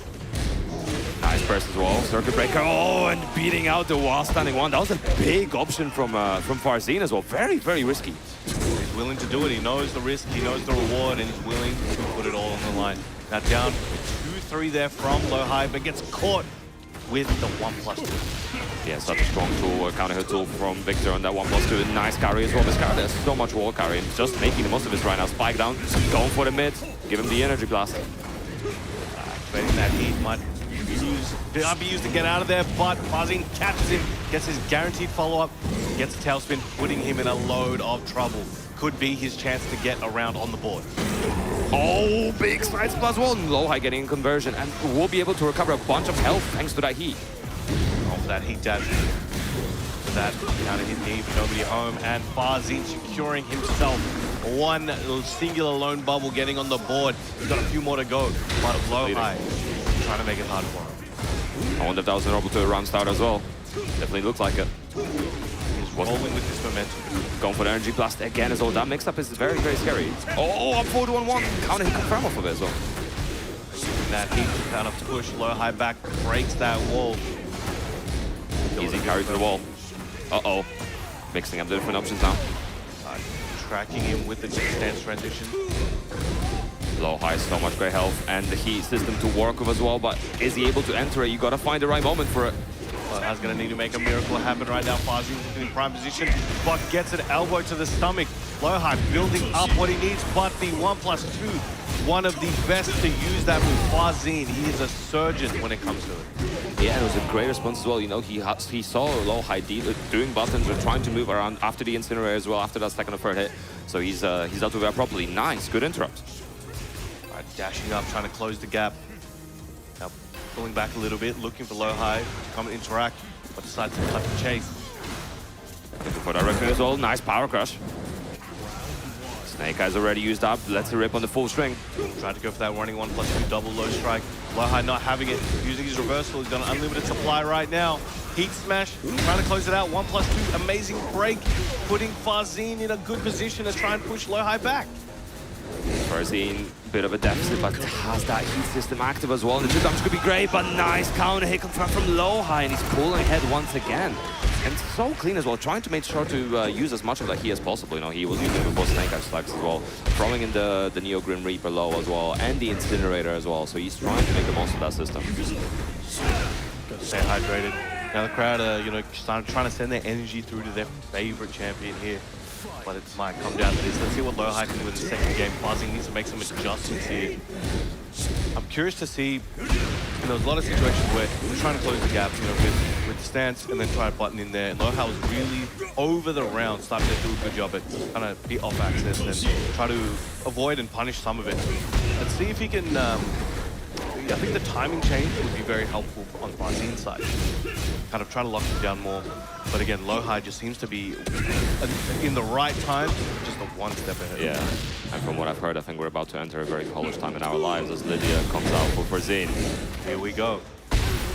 Now, definitely going to try and be oppressive in the gameplay as possible. Now, we've seen Farzine's Lydia, and one of the most, you know, telling times when he brought her out. Oh, sorry. I was on mute.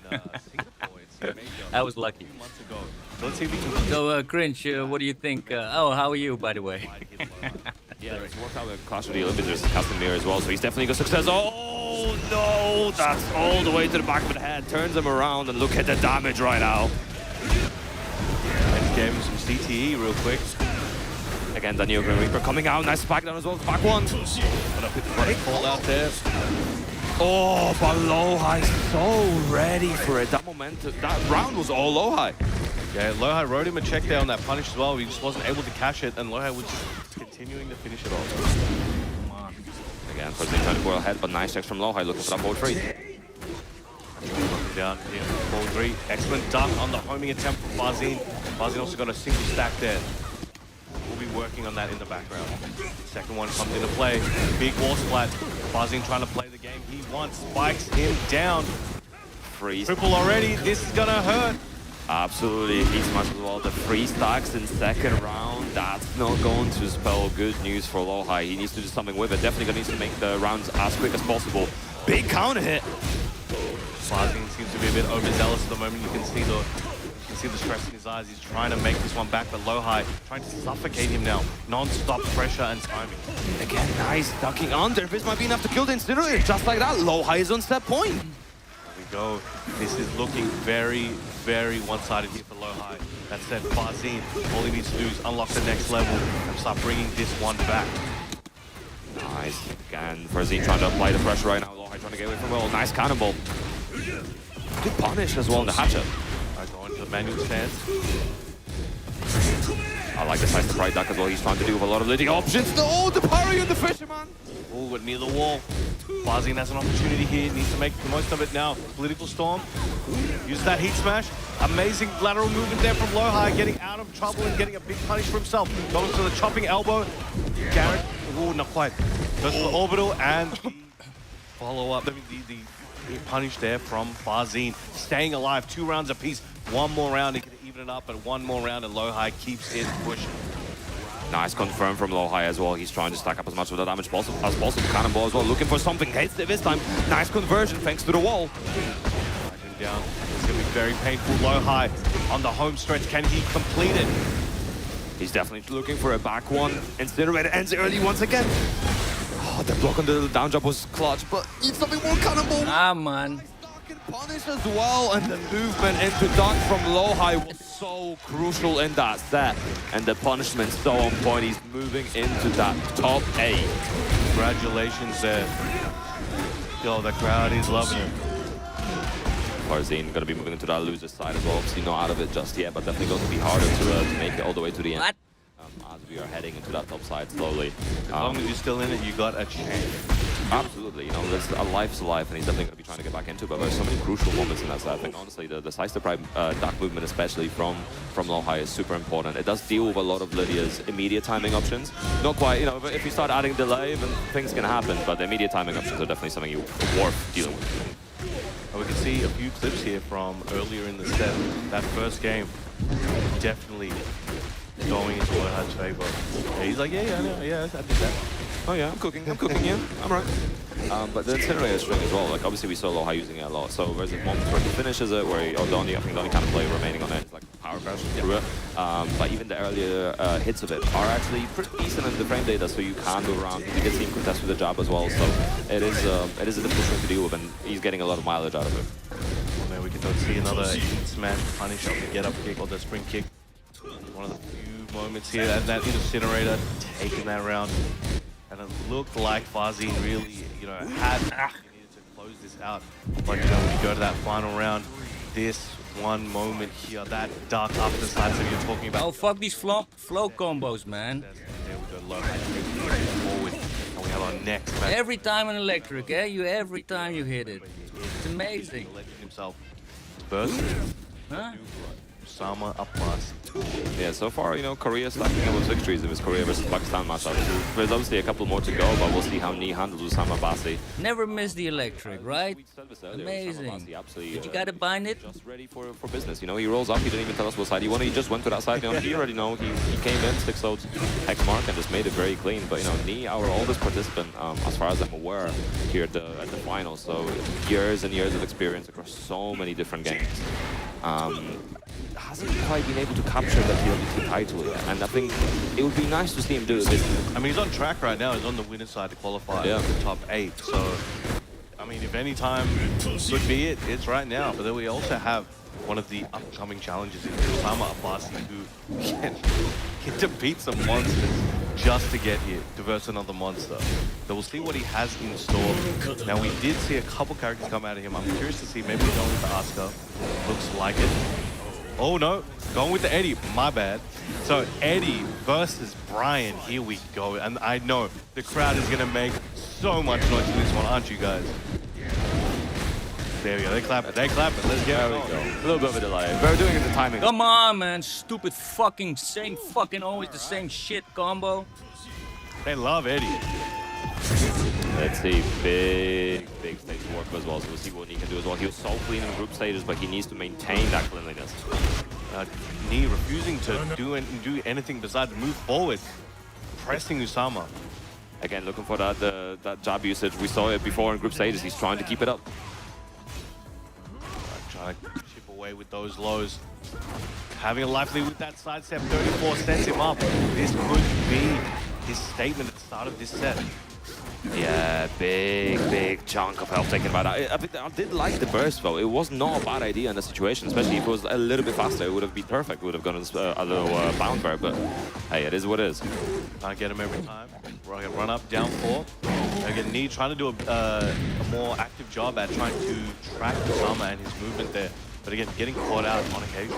Yeah, Usama catching his timing as well, but Knee, honestly, like, it's weird because he had such a nice little, had nice amount of health and advantage, but right now Usama just tearing all of it down.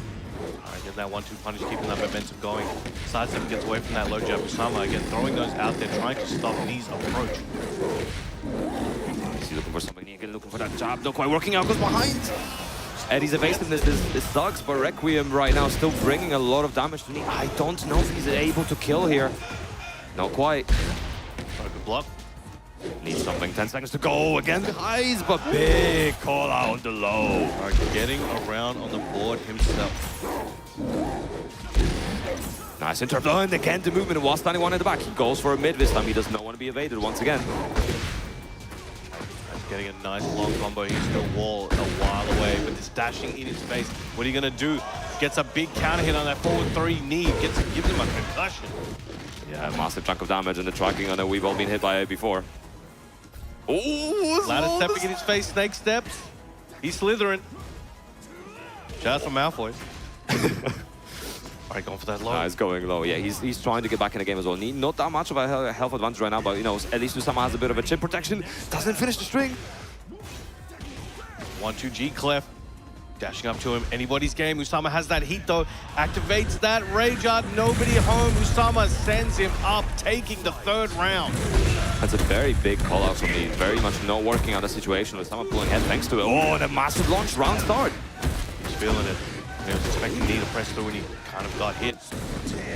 Do something different, man. His evasiveness does definitely make it hard for Knee to try to play around that jab usage, right? So he has to be very mindful of buttons he's using to try to always the same. Also, hit Eddie when he's lower down and relax. I think potentially the way Usama's playing, Knee might have to wait for punishment opportunities and maybe counter hits solely. He's maybe not going to be able to hit him with the neutral pressure like he would want to. His direction as well, big health deficit right now. Usama Abbasi already on those 2 stacks. The sonic booms around his legs are definitely going to be ready to do some damage. Oh, no enough to kill just yet, but tough situation to be in. Machine gun punches, 1 in. Hatcher, 60 seconds to go. Nice low parry. Giving himself a little bit of recovery there. Okay, goes to the Rage Art. Wants to delete as much as he can from Usama. Knows he can't recover too much himself, but still has that heat, has a hit or 2 worth of health. Let's see what he's got here for Usama. Active an AT as well, looking for something. 7 seconds to go. He's trying to play around the time, but nice interrupt from Usama and confirm on it as well. Well done there. Look to the side. Yeah, he's got his team over there. Good wave. One of the goats. The patience from Knee as well. He got some walls available this time. I was going to be interested to see if this benefits Knee as well, because having that wall does contribute a lot to Brian's net damage. And Usama was being very evasive and very elusive throughout that first game. If Knee can try and lock him down to the wall, I know Usama is going to squirm and use some of Eddie's escape options to get out of there, but he might be able to keep him there and you know, finish those rounds up. But now Usama taking Knee to the wall instead. Yeah, got caught while moving, I think. It's you know, he's trying to play very patient here, despite the fact that he's at a pretty major life deficit right now. Nice turret breaker as well. Good there, could have let that one rip. Gotta believe sometimes. Oh, down jump not working out. He's rotating through these stance transitions and still getting the lateral movement included. CP1 landing as well. Knee again, massive life deficit. He's just trying to work around the big timing delay as well. Nice, finds the forward free. He's gonna recover a whole lot of health here. This could be Oh, Jongen. What the he's looking for. Down 4, keep him down.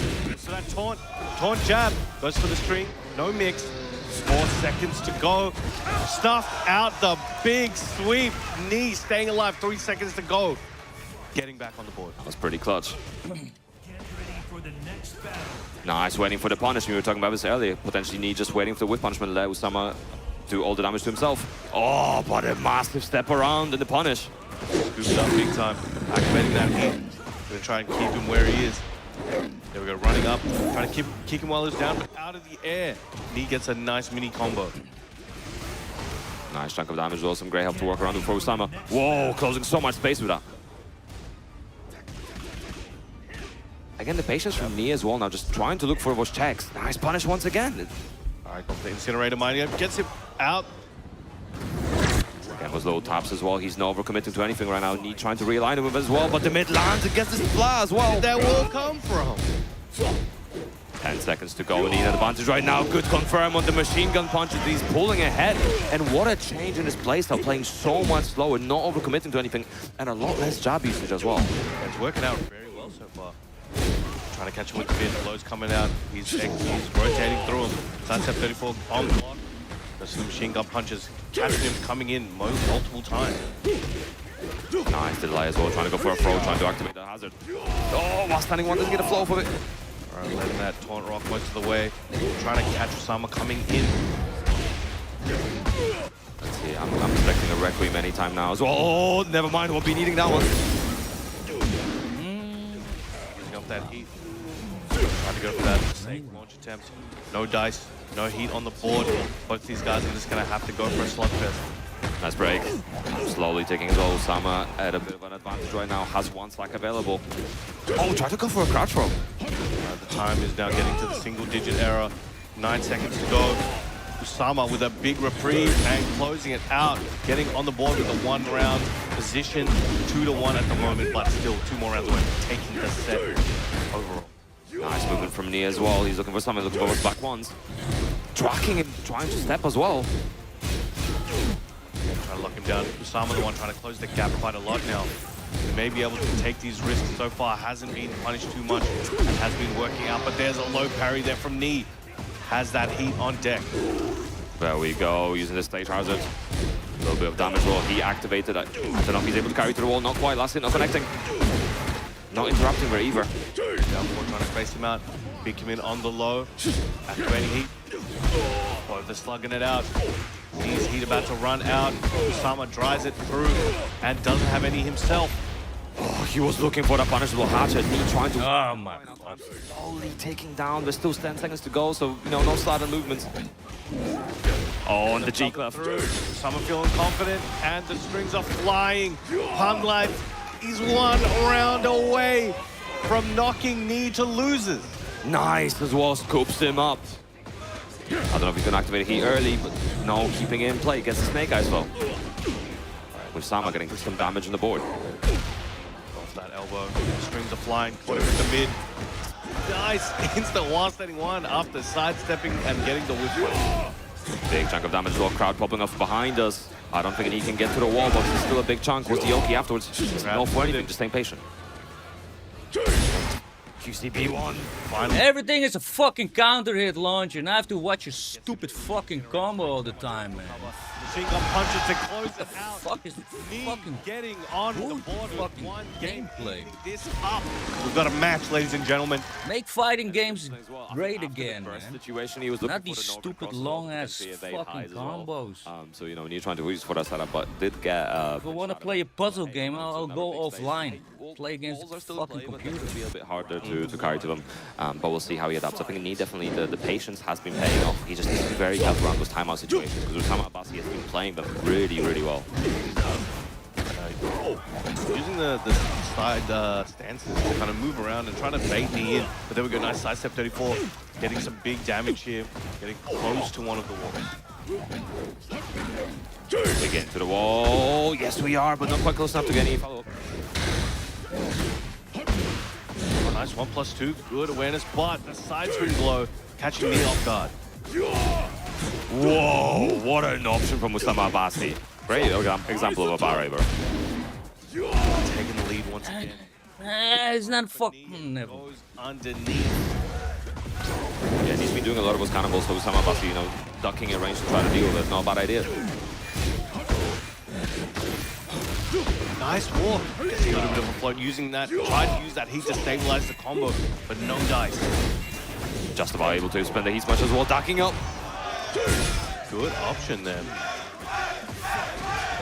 Spikes him down as well, he's still available for knee. Oh, and a big Requiem as well. Recovering all the remaining grey health and should be able to carry to the wall. The crowd are making up. Oh, which way are you going? Where's he going? Nobody knows. GPS signal lost. Trying to go for those machine gun punches. Gets that follow-up. In trouble. Goes for the mid. Gets wall splat. Everything is a counter hit launcher. Yeah, 6 seconds. Even if you trade, your counter hit properties now allows you to do a stupid fucking combo. It seems that Usama was not pressing fucking design, man. Closes it out just before the buzzer sings. We're at the same time doing the point again for Usama Abbasi. He's been running through his bracket and he's got to pull something out of his bag, but it's not looking good right now. Massive run for Usama, getting that stack on the board. Now the crowd here seems very heavily for me, but Usama Abbasi does not care. I'm my own man. I don't care if I disappoint y'all. I am potentially the new TWT champion if I keep going like this. He's got to be thinking like that. And the movement run up from some as well. Nice dark as well on the low.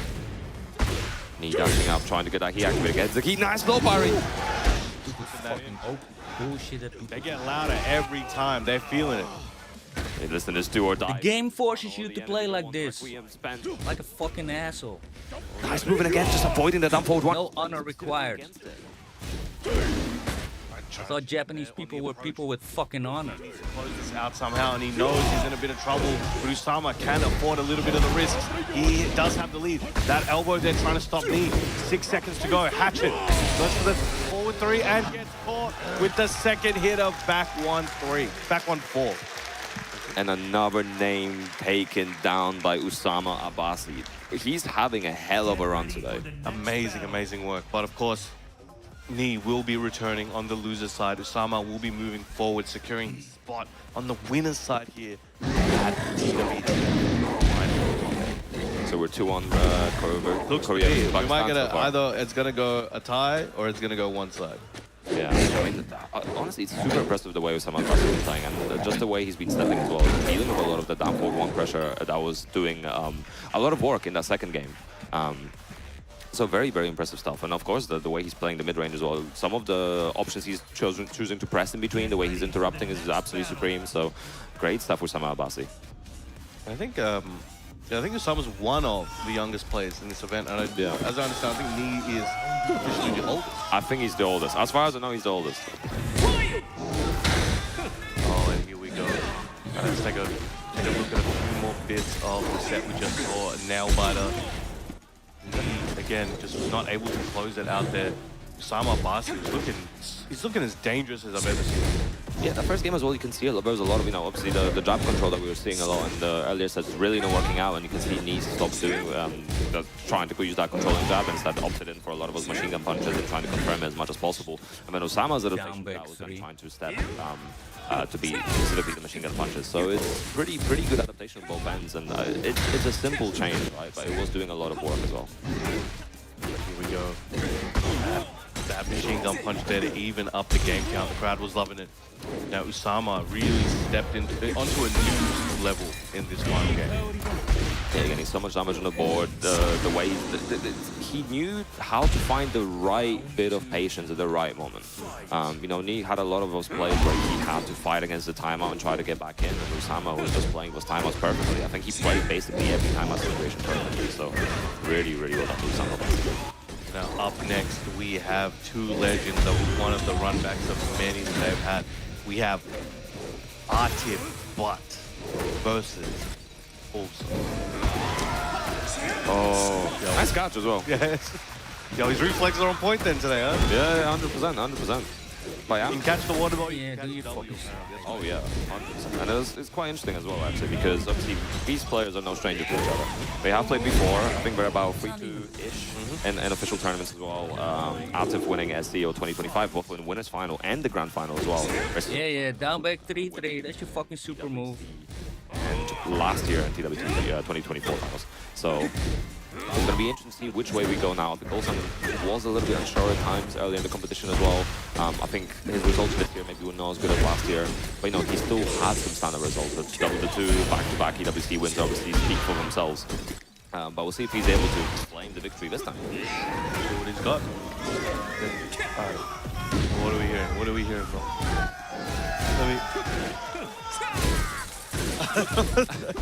A lot of mixed emotions. Yeah, crowd, I think, about that card. I'm getting a confused consortium of reception over there. Yeah, I think the moment Anna got picked, I think the crowd made up their mind about who they're going to cheer for. But it is what it is. You know, you got to go in for the win. Crowd or not, you have to be able to take your decisions and stick by them. So we have Falcons, Atif here, the top 8 qualifier on the winner's side. Which one is it going to be? Give me a nice opponent, man. Why do they always have to be fucking so high in the progress? Nice. With that elbow. Give me a fucking loser. Trying to keep him in check. Nice counter hit, Russian assault, instant tailspin. Big chunk of damage already for Olsen. Nice combo. Another running two as well. Oh, but Atif also two of his own. Headless Horseman doing work. Oh, got a counter hit there. Was not prepared. Still putting him on notice. He activated. Also going to be looking for something nice. Oh, what a hold out the pigeonhole, and he's definitely been watching his matches before. You know, he's been using so many pigeonhole into buttons, so many pigeonholes after certain strings and options that an immediate, no hesitation call that Atif was waiting for. Yeah, and also was just looking for the down as well to try to interrupt the pressure. Nice small checks, and overcommitting. Oh, counter hit. It's all looking like Atif, but as I said, that Ulsan, excellent block, staying very sharp. Nice dog. Be able to punish QCF for coming through as well. What's the follow-up? Nice. Kick. Swipe away the gray. Slide. Ulsan gets the low parry. Should be able to close it out here. One round apiece. Yeah, and the crowd shouting for every hit. There we go. We definitely have a favorite in this matchup. I'm finding that there's down for should be mine here. Again, trying to call him out there again. Bit safe from the option. Again. And he's doing it into empty now. He's not overcommitting on the options. He's trying to keep Atif guessing. Nice confirm with 1-2-1 as well. Oh, the 2-1-4. 2-1-3, whichever one. Of course. 2-1 kick. Unblockable, interrupted by a little jab. Sure. Nice. Sure, it's a video game. Fantasies, eh? Tracking. This is gonna hurt. You must have him. Backward, but not caring. Down forward one. Goes for the full switchblade string. Yeah. Blah blah. In prime position. He was so ready for it as well. Ulsan has not presented the option yet, but Atif was just waiting and prepared for it. Nice punish. At least you play with variety, so I don't get fucking annoyed. Excellent again. Tried it again. Pulled him out a bit earlier. Atif looking prime for this round. There we go. 2 rounds up, even in game 1. Also going to be careful around those pigeon rolls. I know his fun's going for them, and they can present an opportunity, but Atif right now is absolutely super on point of his punishment. Getting a nice carry, activating that heat. Should extend a little bit more. Should take him the distance. There we go. It's 89 damage on that, and so much more heat available, but Ulsan ready with that block and recovering health as I speak. Unfortunately, he doesn't get to tornado as well. He tried to carry through the wall cleanly, but hey, Atif looking for that turnaround. Catching him out of the air. Atif looking very strong. One more hit's all he needs, and a sneaky low hits him with that heel. Ulsan, one game down, but he's like, no, I get it. I think I understand it now. He's feeling the energy of the crowd. And Atif taking it off for a second, wants to experience this arena. There's a big call out as well on the low, right? The full crouch low, massive call out. It's very unfortunate that he wasn't able to carry to the wall cleanly. Maybe just should have went for an early tornado just to at least capitalize on the damage. But, you know, when you're trying to be optimal, those things happen. But let's see how Olsen answers back as well, because that was a close game. So if he can maintain that momentum and maintain trying to actually deal with Atif like this could still go the other way. We're in the homeland of much of the crowd, actually. Put him out of the air. Nice dashing as well for QC4. Nice heat smash. Keep him in that corner. Russian assault. That's 1-2-1. Gets blocked still. Has a big life lead. Can tank a few of these situations. But if Atif gets a big... should have known. So much damage already. He's looking for the slice of free. Nice movement in the 4-1 to punish the whiffed wine opener as well. You want the thirst? Yeah, he's doing dry January. Nice punish. Minus 12, yeah. Oh, look at what executions here. Oh, the pressure right now. And the big sweep. Gets the tech. No health to be recovered. There's the hatchet vault. Atif trying to get away. And again, he's ready for these rolls. The reactions are on point. Also gotta be careful. Oh, and again, the counter hit from Atif of the hammer chance. Trying to build that pressure, running in his face. But Ulsan again, finding so much success with the shoulder. He knows that Atif's using a lot of the highs to build up his pressure and finding these holes to thread through. Nice movement around as well, going to right to on his weak side. Try for the spike down, doesn't quite get it. Again, he dash, flips him over, opts not to do the pigeon roll, was worried about what Atif could do. Instead, going the traditional route, but Atif building that pressure, gets the counter. Still alive, also needs something. The mid and the punish. And the hatchet to close it out. Ulsan not going down without a fight. Got a little smirk on there, I saw it. That was 2 rounds to 1. That was so scary, man. But Ulsan definitely in the driver's seat right now, making all the right decisions. Nice movement as well to the right. Catching him with that second hit of that 1-2. Pigeon roll from a distance. Atif putting him in a rough position at the wall. And he's going for the big decisions, you know, going for the low over and over again right now. He's potentially trying to condition Ulsan into expecting another one. Up that heat, trying to push Ulsan's back. Nice counter confirm as well. Oh, what a dog! Got him. Even Atif was like, yep, fair enough. You know, I got a bit too greedy with that one. And Ulsan feeling the energy of the crowd, feeding off it. Oh, this is what gives him strength. You know, he's feeling himself too much. He knows the room is with him. He's charging the spirit bomb. Meanwhile, Atif taking his headphones off, getting some air, listening to the crowd. He's going to use that fuel in the opposite direction. You guys want the other guy to win? I'm here to disappoint you. I'm here to crush your dreams. Let's see which player will be moving forward from here. He's done it before and he can absolutely do it again. And wow, closing the distance and getting the counter hit on it as well. The adrenaline is flowing through both of these players. You can see it in their eyes. They're locked in. It's all or nothing right now. No punish for Ulsan, unfortunately, as well. Oh, the big full crouch down forward 1 coming through for Atif, getting that round. Oh, not quite getting round, but heavy. There we go, closing it out. Golden letters, he's fueled up. Let's see how Ulsan answers. Again, trying to get some plus range, mixing up the options, changing to the mids as well. Atif being very agile at the moment, hard to hit. But as I say, Ulsan building up that momentum. Big sweep in return. Mine hits harder, Atif says. And he's been using so many of his sweeps, and they're all pretty much just working out except that one tackle block. Let's see what they have a chance. Mixes it up, goes mid. Spending that heat dash as well. Look at the damage, man. There's so much for the interaction. Gets the side splat as well, and just like that, Atif changing it all around. Ulsan on the brink of defeat right now. And even he reeled back, and he was clapping. He's like, all right, I see you, I see you. He's still in, though. 3 more rounds is what he needs. Easier said than done. Atif 1 away from closing this out. But the tempo has increased. The swings are coming harder and faster. Oh, there we go. It's going to stay. Has to be careful around the 2 jab. Atif looking for something as well. Parallel to the wall, and again going for the sweep. I don't think he can kill, but it's still going to be a chunk of damage. Gets the wall. Look at that re-splat. Low jab, trying to keep himself alive, recovering a little bit of health. Going for the strings, nice duck into the step. Still alive, and the backswing blow, closing it out against his favor. Atif, but moving forward to the top 8 bracket. Make some noise, ladies and gentlemen.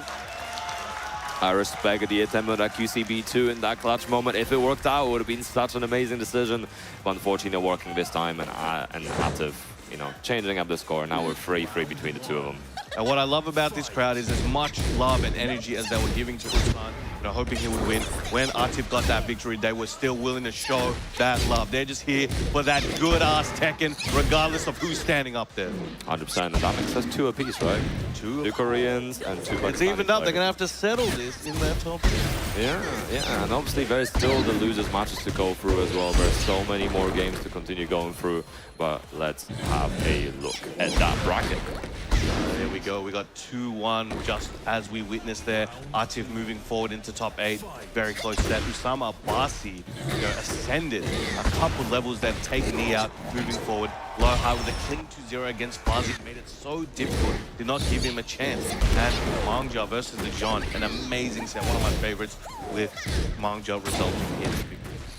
Yeah, the Lowhigh set was also, I think that's probably one of my favorites as well. I think Lowhigh and Farzin are both such strong players, so seeing Lowhigh actually adapt and change both playstyles and as well, and the same capacity was actually very impressive. It's hard, you know, when you're a player, you know, switching characters, it can be hard to balance everything. But also when you're on the receiving end, there's a whole other file in your brain you have to open up and like check on in like a matter of 10 seconds sometimes. When that game loads, you've got to be ready. 100%. And so far, I mean, the way it's shaping up, it's been such an interesting bracket overall, the way it's all been going, but we're looking at loser side as well. Farzin and JDCR in that first match, John and Arsenal Nash in the second, Olsan, Chikrin and Redmans. So, I mean, this is an insane bracket to look at. It's crazy. We got one, you know, Pakistan Korea type of match, but then we got a Pakistan team kill or a country kill. We got Ulsan and Chikrin, you know, Japan, Korea, and you know, Chikrin the last Japanese standing, and then we got Ni and Red, another Korean clash. Yeah, and really, it's impossible to call how any of these games are going to go. It's been so close. We've had so many 2-1s. Even the games where, you know, it's like a 2-0, like sometimes you don't even anticipate how much of a blowout it might be, but it's really just back and forth, over and over the place. But for now, we're going to let you guys take a break, grab a drink, grab a snack, whatever you need. We're going to be right back with more TWT action. Don't go anywhere.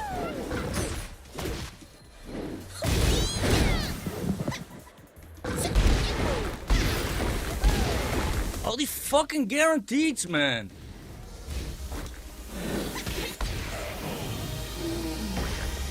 Yeah, GG.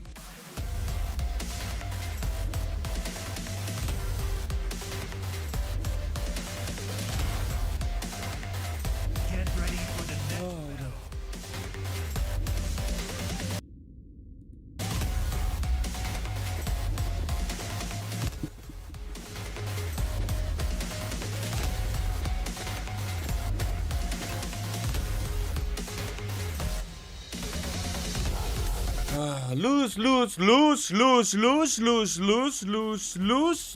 Lose. Oh, let me give you another fucking character.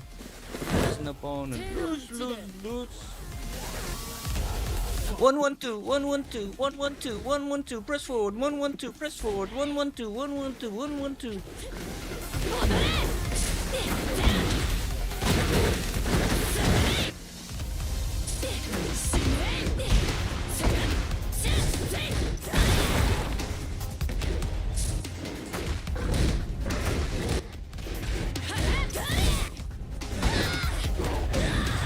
Fucking obnoxious characters, man.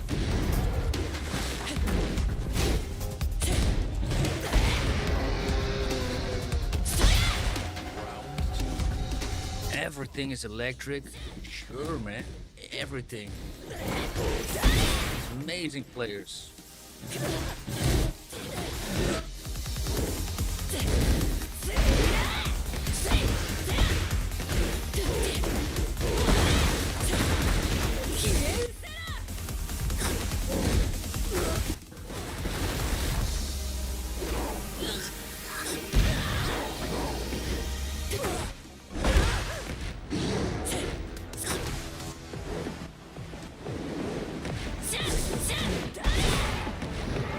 Let me get up, you fucking whore.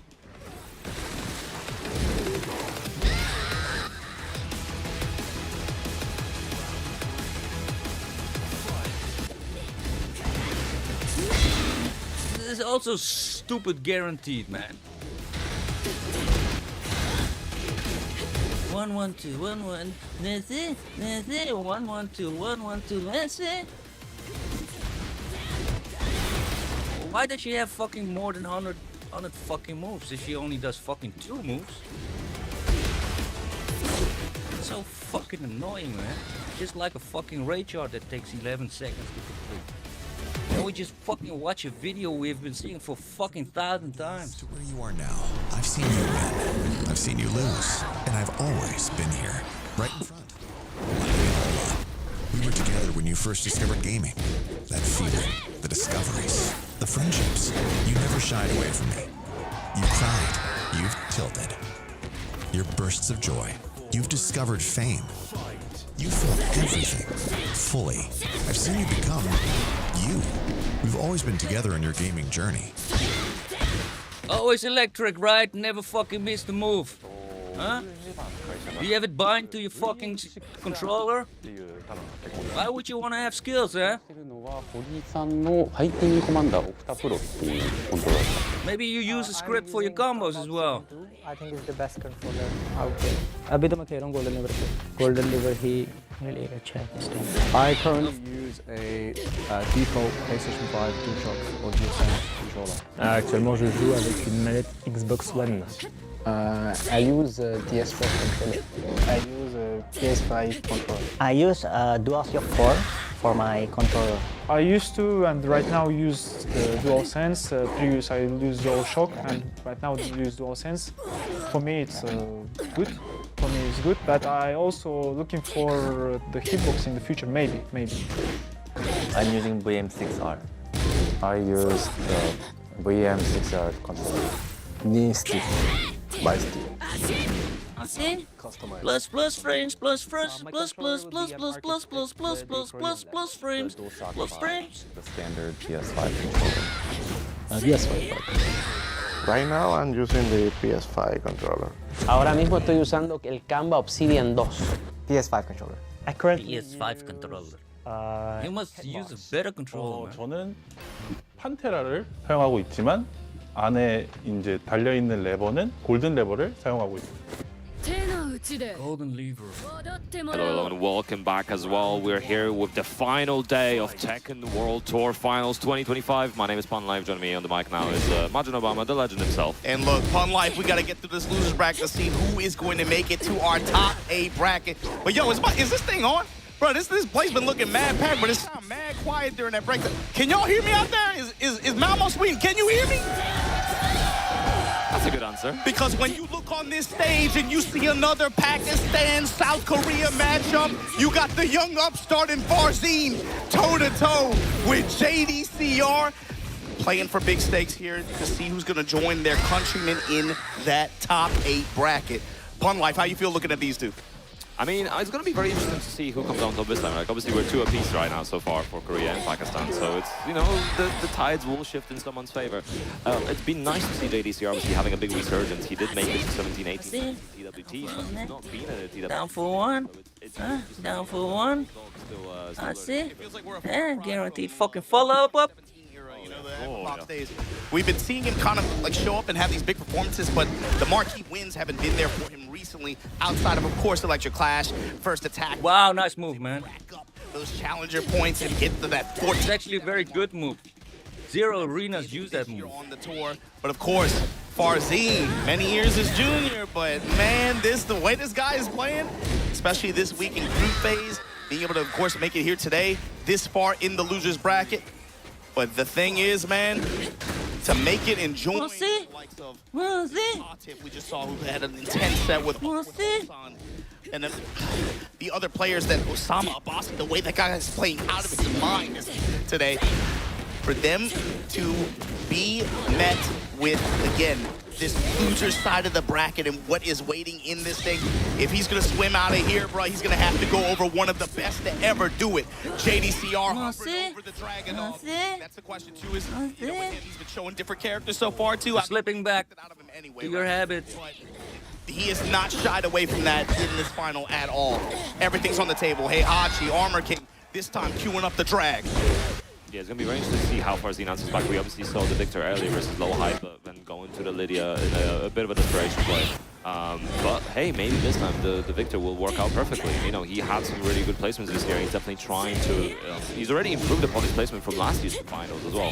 When you think about this matchup, what cues do you think we're going to be looking for? Me, I'm thinking about the way JDCR likes to lead with that one jab and try to walk around, especially stepping towards I was going to weak say, side. something like Flashbang or Perfume and Parry could come in very vital.